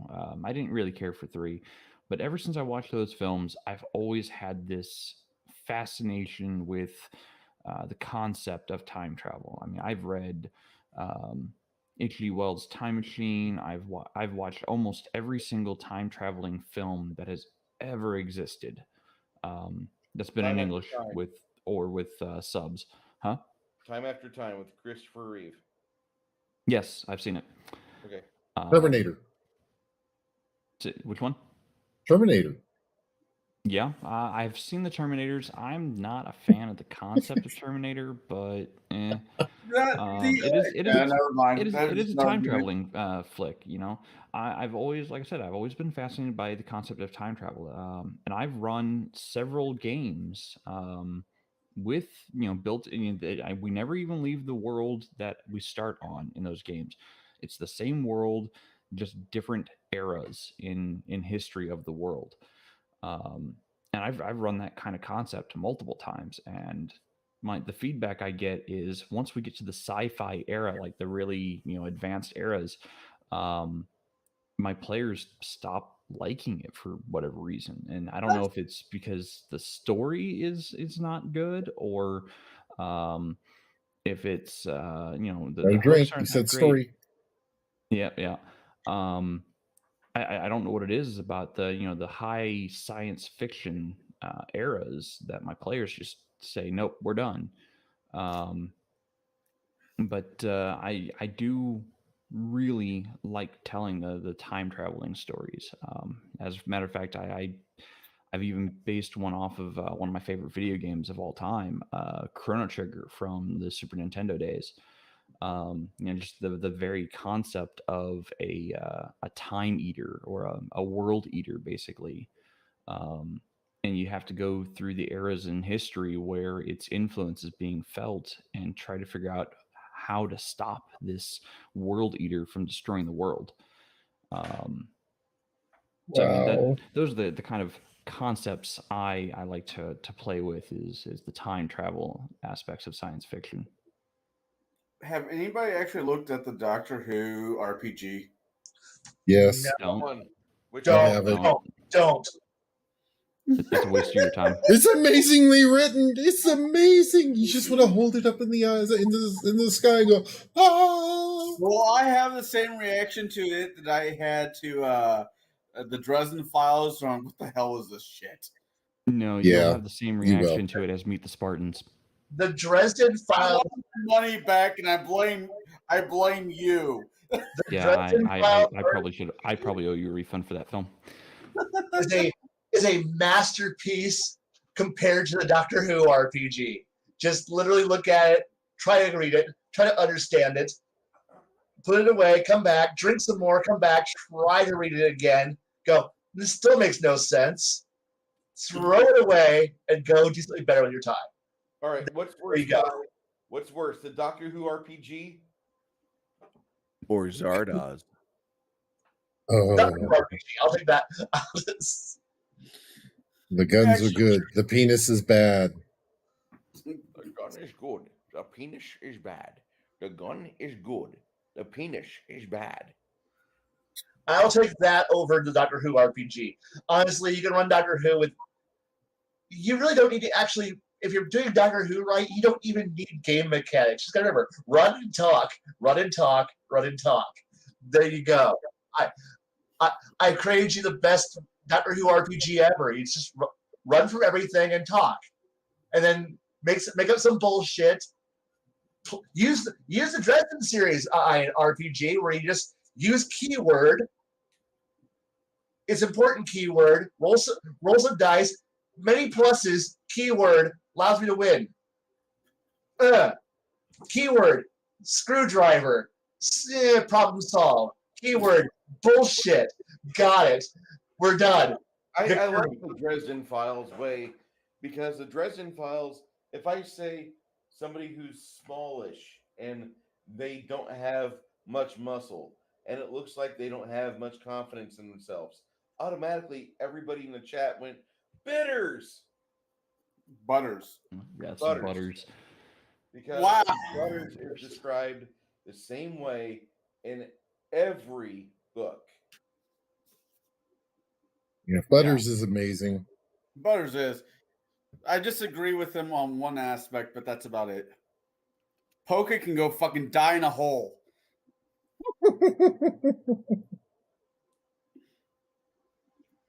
Is it okay that I'm a knight? Why wouldn't it be okay? Right? Because I'm Jewish. Shadow and Sun says the Doctor Who RPGs have all sucked. My issue is just in-game politics. All right, we're playing a Doctor Who themed beast. Well, I want to be a Time Lord. Sorry, but I want to be a Time Lord. Sorry, there's only one Time Lord per game. Well, who gets Time Lord? You're not playing with players who like classic Who.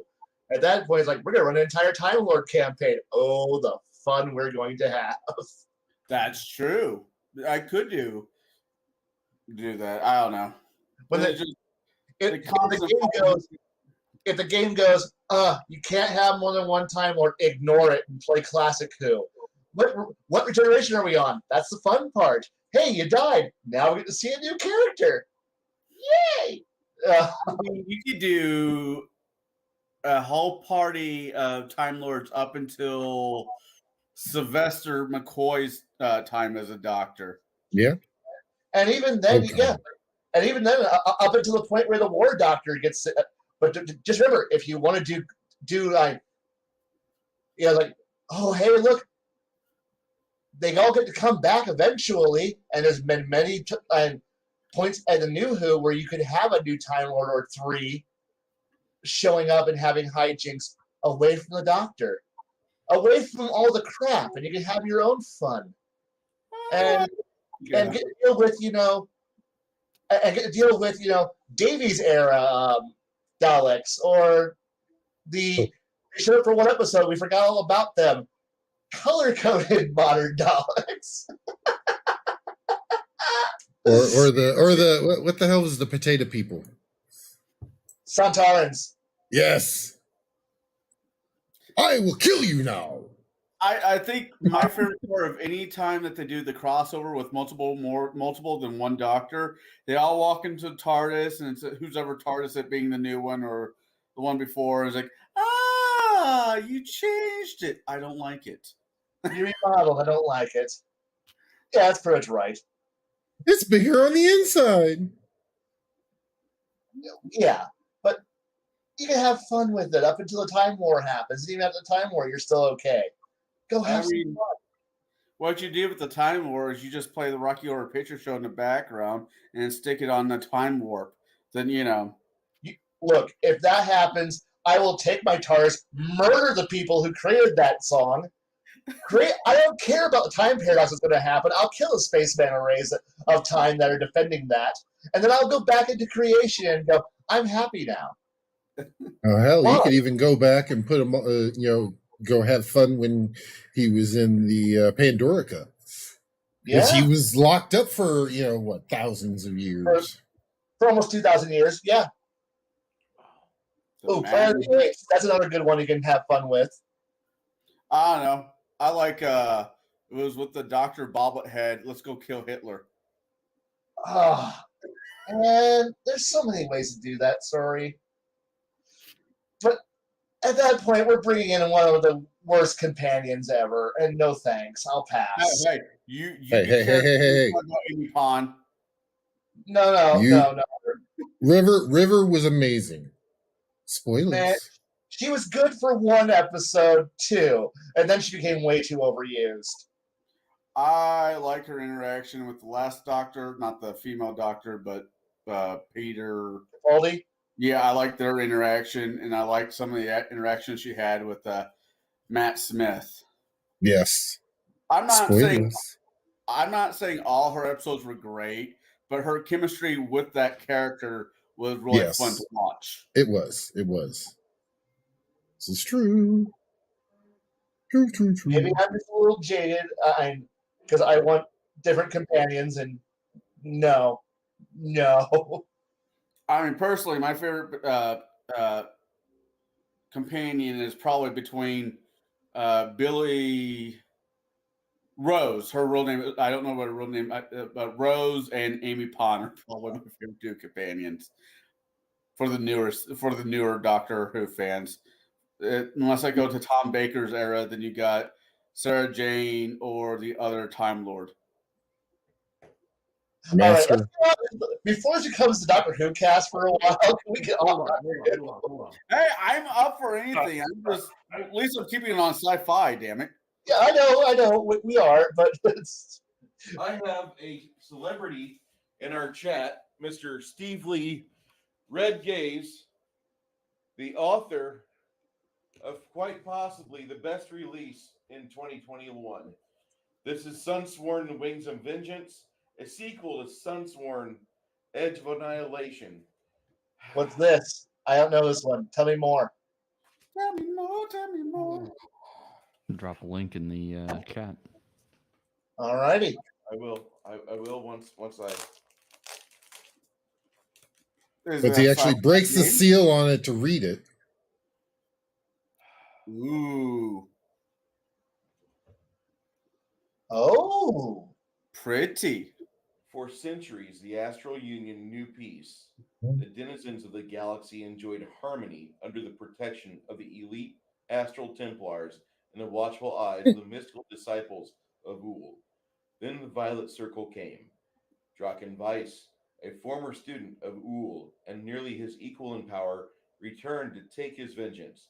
The Circle's overlord brought the full might of the empire he built over 500 years down upon the estranged home in galaxy. Weiss struck hard, planets were broken, millions died, the Astral Union nearly fell. In the end, it was the heroes of the Union and the grace of some unexpected allies that won the day and saved what was left. But for some, the war is not over.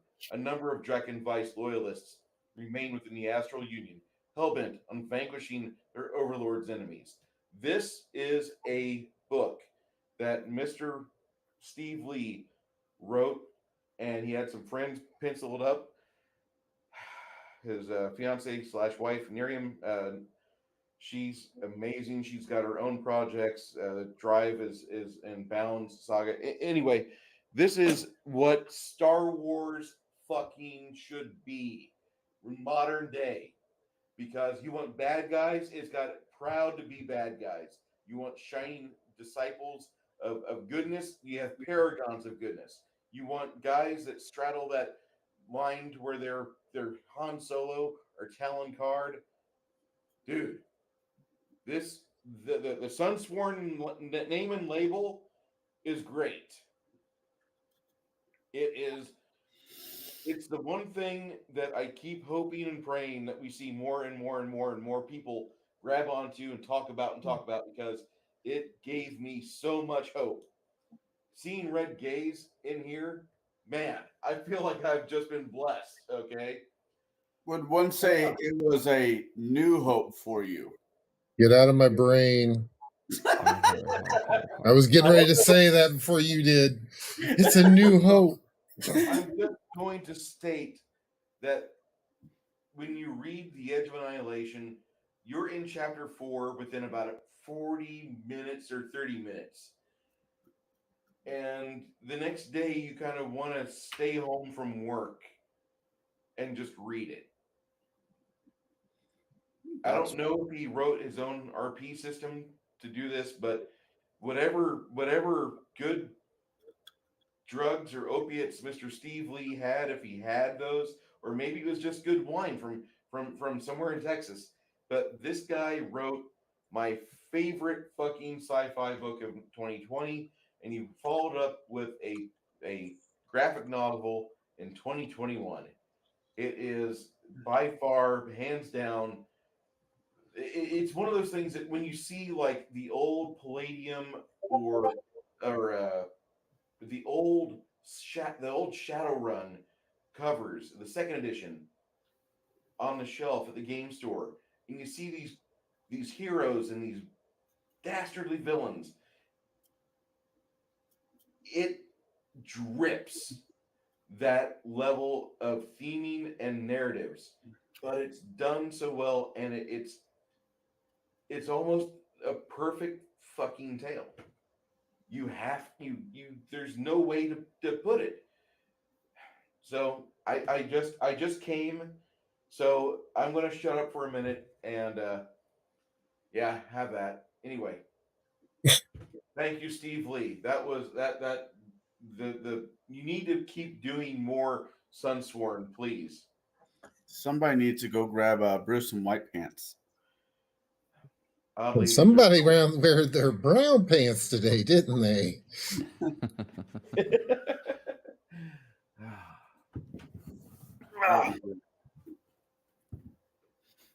All right, go ahead, guys. I don't know how to follow. I don't either. I don't know how to follow the Spooge Fest that you just did. So it's like, now we know what it's like to follow me in a conversation. This is great. I like that. I need some wet naps. I've got a question about RPG systems. Does anybody know if there was like ever a Halo RPG put out? I heard there was talk about it. I don't know if it ever happened. Okay. because I was just thinking about, because someone said it in the in the chat, it was talking about Halo 1 through 3 and ODST. The novels were okay, Yes. but It came out in 2019. Okay. okay, interesting. I was gonna say you could probably retrofit Stargate for Halo. Yeah. Got a lot of the same technology level. Let's see. They have the core rulebook, the UNC handbook, Covenant handbook, rules and reference sheets. I mean that the Halo universe kind of leads into a lot of expansion for a lot of game masters and players to explore, because there are the many colonies that are untouched by the Covenant human war. That they might still have those conflicts raging, or you still have the parts of the Covenant that are lost and not in communication with the main host of the Covenant fleet, who are still eradicating humans on Forerunner worlds. That is a kind of a story that you could go on if you're really a big fan of Halo and pre Halo 4. That to me is Halo 3 was the last true Halo game. Halo 4 and 5 are not bad. I played Halo 4. I absolutely hated Halo 4. The story just felt, I don't know. The story felt worst. With Halo 4, I think I like the multiplayer fight, other than more than the actual storyline. Well, I mean, you say that about all the Halos, though. Like all of the Halos, multiplayer I PvP like Halo. is good. That's not fair. I liked Halo 3. I liked Halo 3, especially when I get to play with Kevin Ayler that one time. We were stuck in between a room that we knew that were full of grunts with grenades and the ship docking bay. Well, he's like, I'm gonna go in first, and I'm gonna cut to the left. You come in and cut to the right. I'm thinking this is a great idea, but I have a better one. He goes in. Right as he goes in, I throw a sticky grenade onto his back. He blows up, which blows up all the grunts in that room. And the room is now clear. That is one of my favorite Halo games. Well, regardless, I mean, as far as like role-playing games go, you could really, if you are into the Haloverse, you could really deep dive into that, into the stories that are already kind of pre-existing and set up for you. You just have to expand on what's there, and the novels do a pretty good job of expanding the universe. Dead Space is another one. EVO Online is definitely a universe I would just kill to have. That or an Elite Date. If I could have an Eve Elite Dangerous merging, I would be the happiest man on earth right there. Because at that point, it's actually, just think of it. You could also play literally any of the Gene Roddenberry books or TV series in Starfinder. Probably you could probably do it Dark Heresy, but you could also probably do it in Starfinder or Dragonstar. I'm sure Traveler as well. Again, I'm not an experienced Traveler or the original Spelljammer, so. There was a comment that you made, I think it was last week, and I have to agree with you about when it came to ship-to-ship battle, it wasn't one person rolling a dice. It was the entire table having to take part in a battle. And I think if more RPG was to run that way as an engine, I think you could buy more people into it, because no one wants to sit at the table and watch one guy run 10, 5 minutes worth of dice rolling. It's like, well, I guess you guys made it. How can you tell? I rolled. Did you guys pay attention? No, because you never told us what you were rolling for. But you also got to make sure that every crew position actually is interesting, because yes, you might have that one guy who's like, well, I'm sitting here ops. I'm sitting here with the sensor system. Yep, I found a space cruiser. My job is done. And then you watch the guy. No, then it's you like have- this. It's What was blah that? blah blah. I'm pushing buttons. Blah blah blah. I'm blowing shit up. Blah blah And then you blah. have the one player who's like, "What's your job?" I run communications. And what else do you do? Nothing. Cool. Your job is to read back what the computer says. Cool. Then you had the one So you player mean- that I control all the guns. I So press you the mean organ that- of destruction where all my buttons spew missiles and death, and all I do is run this. It's like, wow, you get to have all the fun. Pilot, what do you do? Make us not die from incoming fire. And that's it. And Captain, what do you do? Take credit. Take credit for all the So you work mean, that so you you do. mean to say you got someone on there being Caboose from Red versus Blue? And, oh boy, I love buttons. Beep boop bop. Oh my god. And then you got your tuckers out, your churches out there going, God, I hate all of you. God, I hate all of you. Yes, very much so. But That would probably be the best way to describe me back in high school. I was church. I hated everybody. were All you right. the only competent person in the entire group? Yes. Most of the time, yeah. Anyway, We're about 5 minutes from the 2 hour mark here, or 4 minutes from the 2 hour mark, and I know how Kai is. I don't want him to I don't want him to go past 9:45 without having an exit window. I appreciate that. Thank you. He has I'm to not have trying his to get exit you buddy. short. I know. you're going in the theater. Your exit is on your right, and it's lit up throughout the entire movie. Well, My exit is right over there. It's well marked. Unless you want to go full, Aladdin. Go, your exit's right here. Here you go. See, there's even a sign that says, "In case of emergency, run like hell."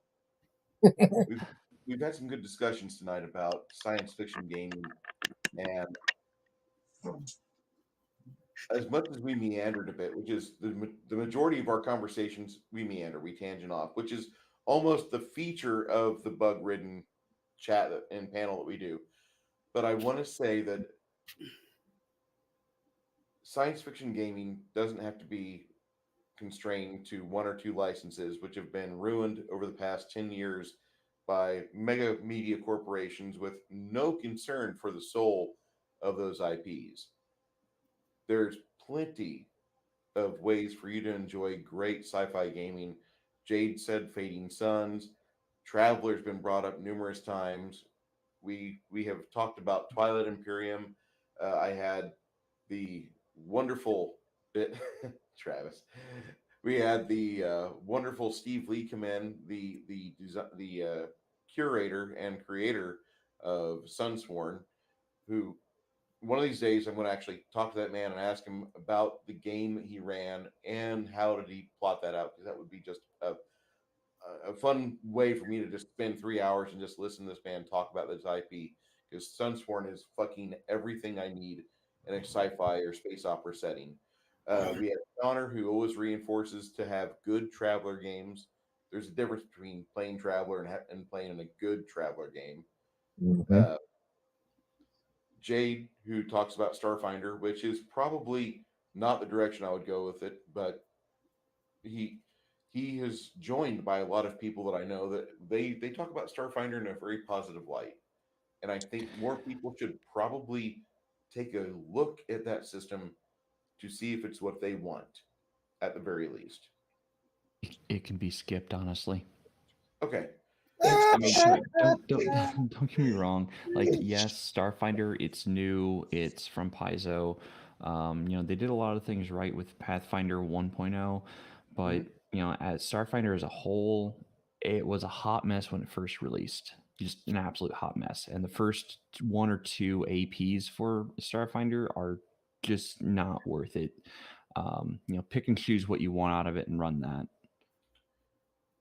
I would actually rather just go to GURPS or Traveler or I would agree with GURPS. just any other system. Unless I'm running my fantasy, which must be crunchy, I'll take a streamlined system. Star Wars D6. Okay. Jaide, what are you doing? Oh yeah, the Mutant Chronicles Kickstarter is coming out in next month, I believe. Within the month, maybe the week. Jaide, what are you working on right now? I know you've still got some work you're doing on your YouTube channel. What else? Yep.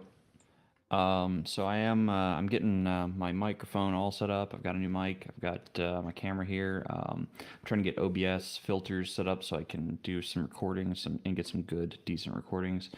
I've scripted out a few episodes already. I just need to sit down and record them. Unfortunately, it's Mother's Day weekend. I'm going to be out of town, visiting with my mother. And I know not everybody has good relationships with their parents. Well, I do, so I'm going to go spend time with my parents. I recommend those of our friends and peers that have poor relationships with their parents. No matter what you might be saying with a bitter tongue, when those people are no longer on this plane of existence, it's really hard to get closure. It's easier to have closure when you have good relations. I'm just going to say that I've been doing my best to not be a prick, to not be arrogant, and to be a good son to my parents. So I'll be on the phone with my mother on Sunday quite a bit.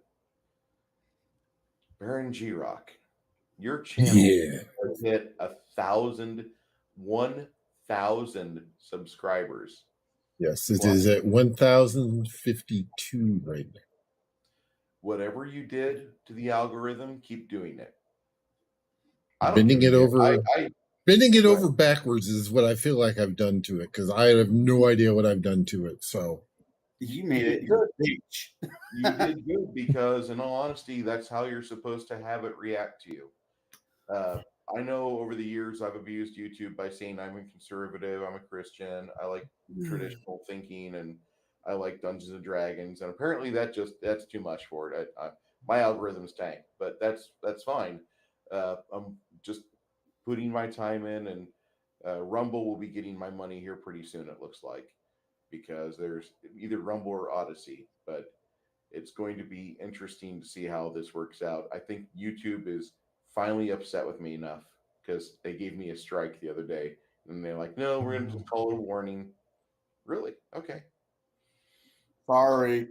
No, I'm not. Was it because of me? I read a magazine article out of time, and they said it was disinformation. And I said, "Oh, out of time magazine, go fuck yourself." All right. Yeah. For a second, I thought it was because of me when I say, "Let's go fuck this pig." No. No, they were fine with that. They were fine. They were fine with that. First minute, go fuck this pig. Let's fuck this pig. Yeah, they didn't care. The main thing they were upset about was that I read an article which they did not like it, and I'm okay with that. They want to get butthurt, that's fine. They silenced me. California's still in crusading distance. Be wary, YouTube. That it'd be a shame if something happened to that fault line at San Andreas. You guys are real close to it. Okay. Kai, I know you're busy. I know you're probably not going to put together any channel content. I wish you would. I'm on day 4 of a 12-day work run. So day 4 of 12 days. Yes. Inconceivable. It's Mother's Day weekend, so we're trying to give people who don't normally get weekends off. And guess whose job is going to be to hold the fort down? That's my job. Yeah. Low man on a totem pole. That's right. Hey, guy with no kids, and guess what you get to do? Tell my mom I don't get to say hi to her. That's right. Go enjoy working that weekend. Aw, hell yes. So, what's free time? This is my free time. Yay! Hey, Connell, our Cigar DM, Shadow and Sons, from you over there. Yeah. I was waiting until my turn to speak. For me, there's a good chance I'll probably end up on Max's chill stream tomorrow with a few of us. Then this coming Sunday, I don't know what time quite yet.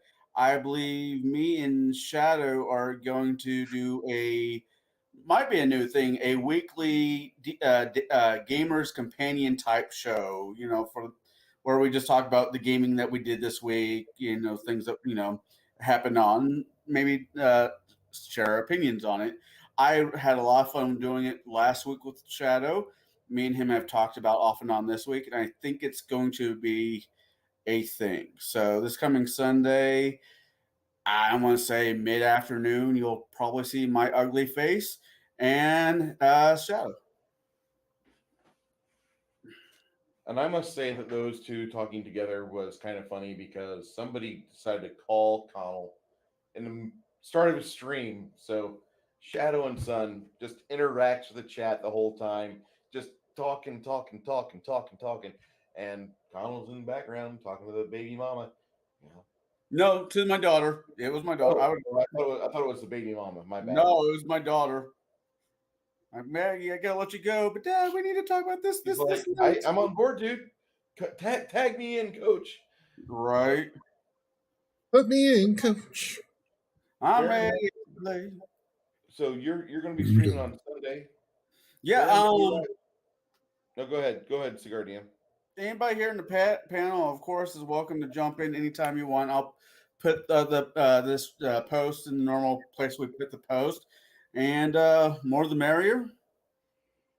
My recommendation is to start it the moment that Legion of Myth drops off. Yep. Because you've got hot topics that you can continue from there. If you didn't like the way that Max Liao, the Spider Monkey, decided to rip apart your favorite game system, the GoBots RPG, you can just get back in there. How dare you, Max? The GoBots RPG is the best ever. Turbo is the coolest car ever designed. If you want to do that, you can. If you don't like the way that Heathen Dog dogged on your favorite newscaster, Geraldo Rivera, you're like, how dare you make fun of Geraldo? He was my favorite. He got the chair in the face. So you can get back at him. I recommend starting it the moment that Legion of Myth drops. I think you'll be fine. I gotta figure out when that is and plan. Usually about 3:30, 4 o'clock our time. Just watch Legion of Myth. You'll get on their panel and you'll give people. You'll be like, "Hey, I'm a Cigar DM. I'm going to be running the stream as soon as this one ends because we're gonna talk about gaming, me and Shadow and Sun." And you do that, and then you farm more people to come watch you. Yeah, that makes sense.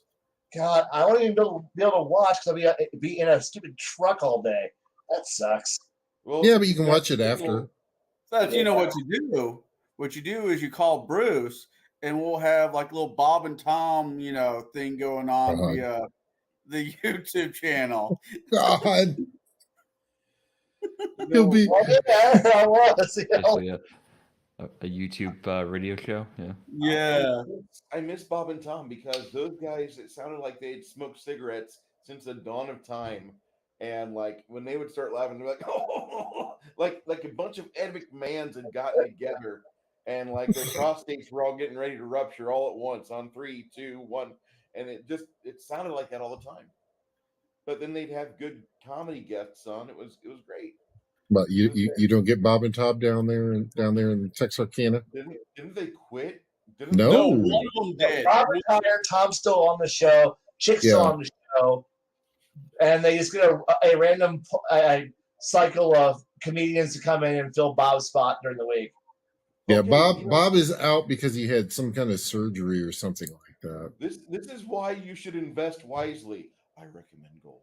And you invest wisely so when you're 90 years old, you're not William Shatner out there trying to get money bucks to go into the kitty. You don't try to have money.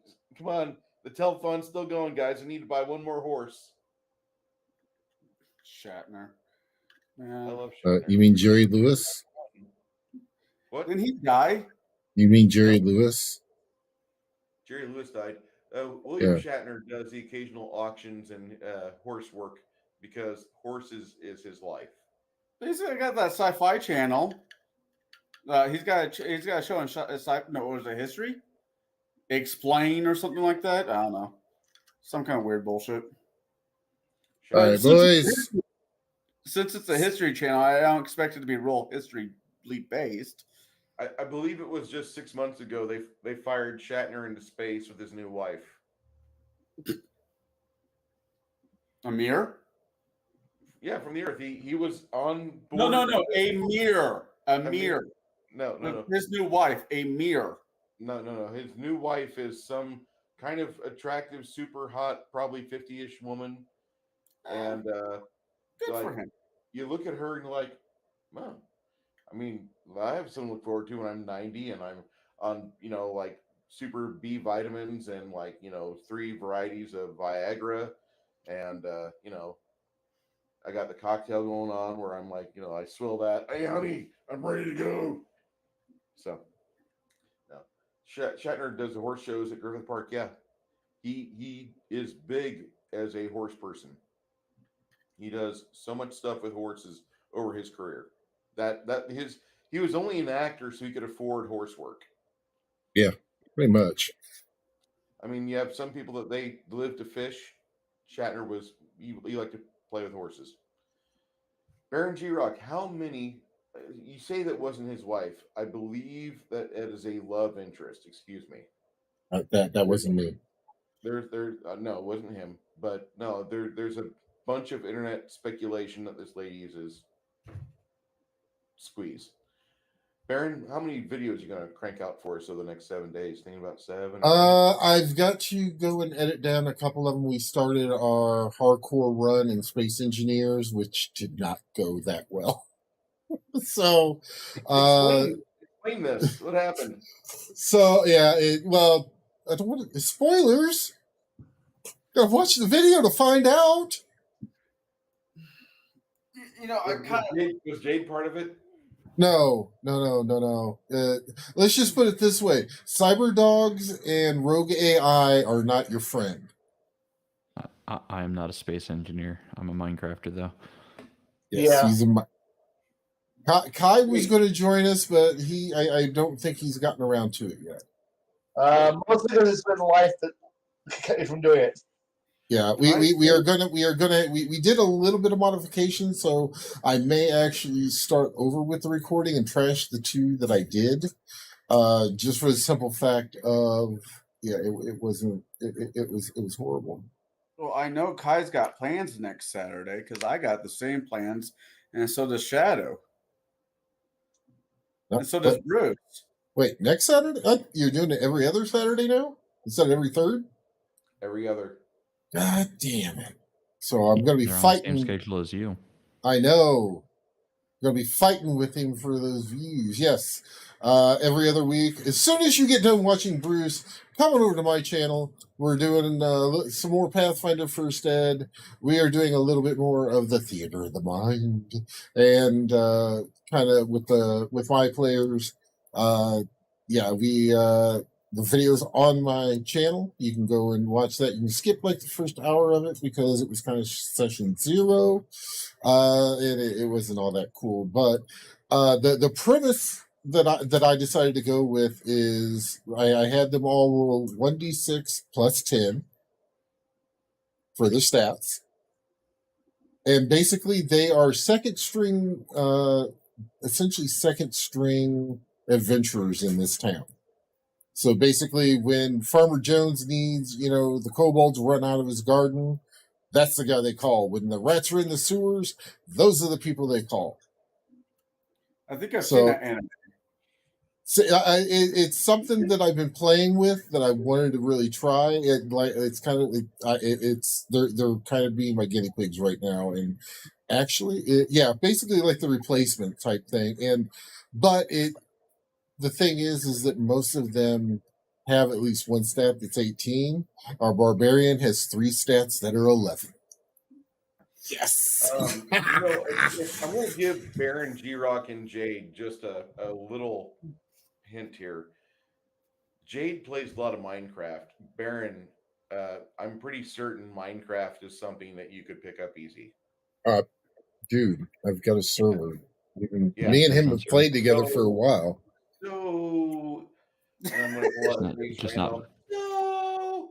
It's just not, yeah, you know, all on you have to YouTube. do, if you want to make some fucking hours, just start broadcasting your Minecraft on YouTube, and every angry 11-year-old kid will come over on your server, and they'll be talking about stuff in the chat about like I had your mom, or you know I need a donut or stuff like that. But you're gonna get all your watch hours 1 week. You'll be done 1 week. You do Probably. 6-hour stream of Minecraft, everybody's going to be in there. You have something special in there, like you have some special server rules, or maybe you've got some doing Diablo 2 Minecraft. Yeah, Everybody- I do mod it all the time, so it's not that huge with them. My recommendation would be to do the super hostile maps. Your super hostile map. Have you guys seen the game Barony? Yes. There's one that I've been actually Sounds familiar. watching. There's a couple of YouTubers that I watch that actually have been doing it. It's like backpack. What is it? Something backpack. Where Yeah. basically they level up and they open up more slots of their backpack to put more stuff into. It's so simplistic, but it looks so fun. Barony is Dungeons and Dragons Daggerfall on a Minecraft world. Okay. Is it like a 2D where you're going just straight across? 2.5D. It's Minecraft. After this, I'll shut this down and I'll show you the video for the gameplay trailer, and you'll be like, "We got to play that." I It's think more I may have it, possibly. Mm. Oh, that reminds me. I need to go to Epic for the free game. Don't forget, every Thursday, Epic Games has free games for you. All right. So, anybody else have any words of wisdom before I close the stream out? Space punks. Don't fart in a spacesuit. Yeah, that reminds Yes, me of the words.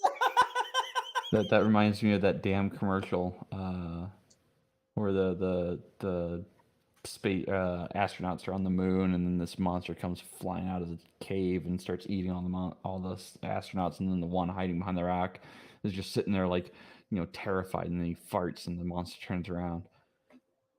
All right, everybody. We will see you next time.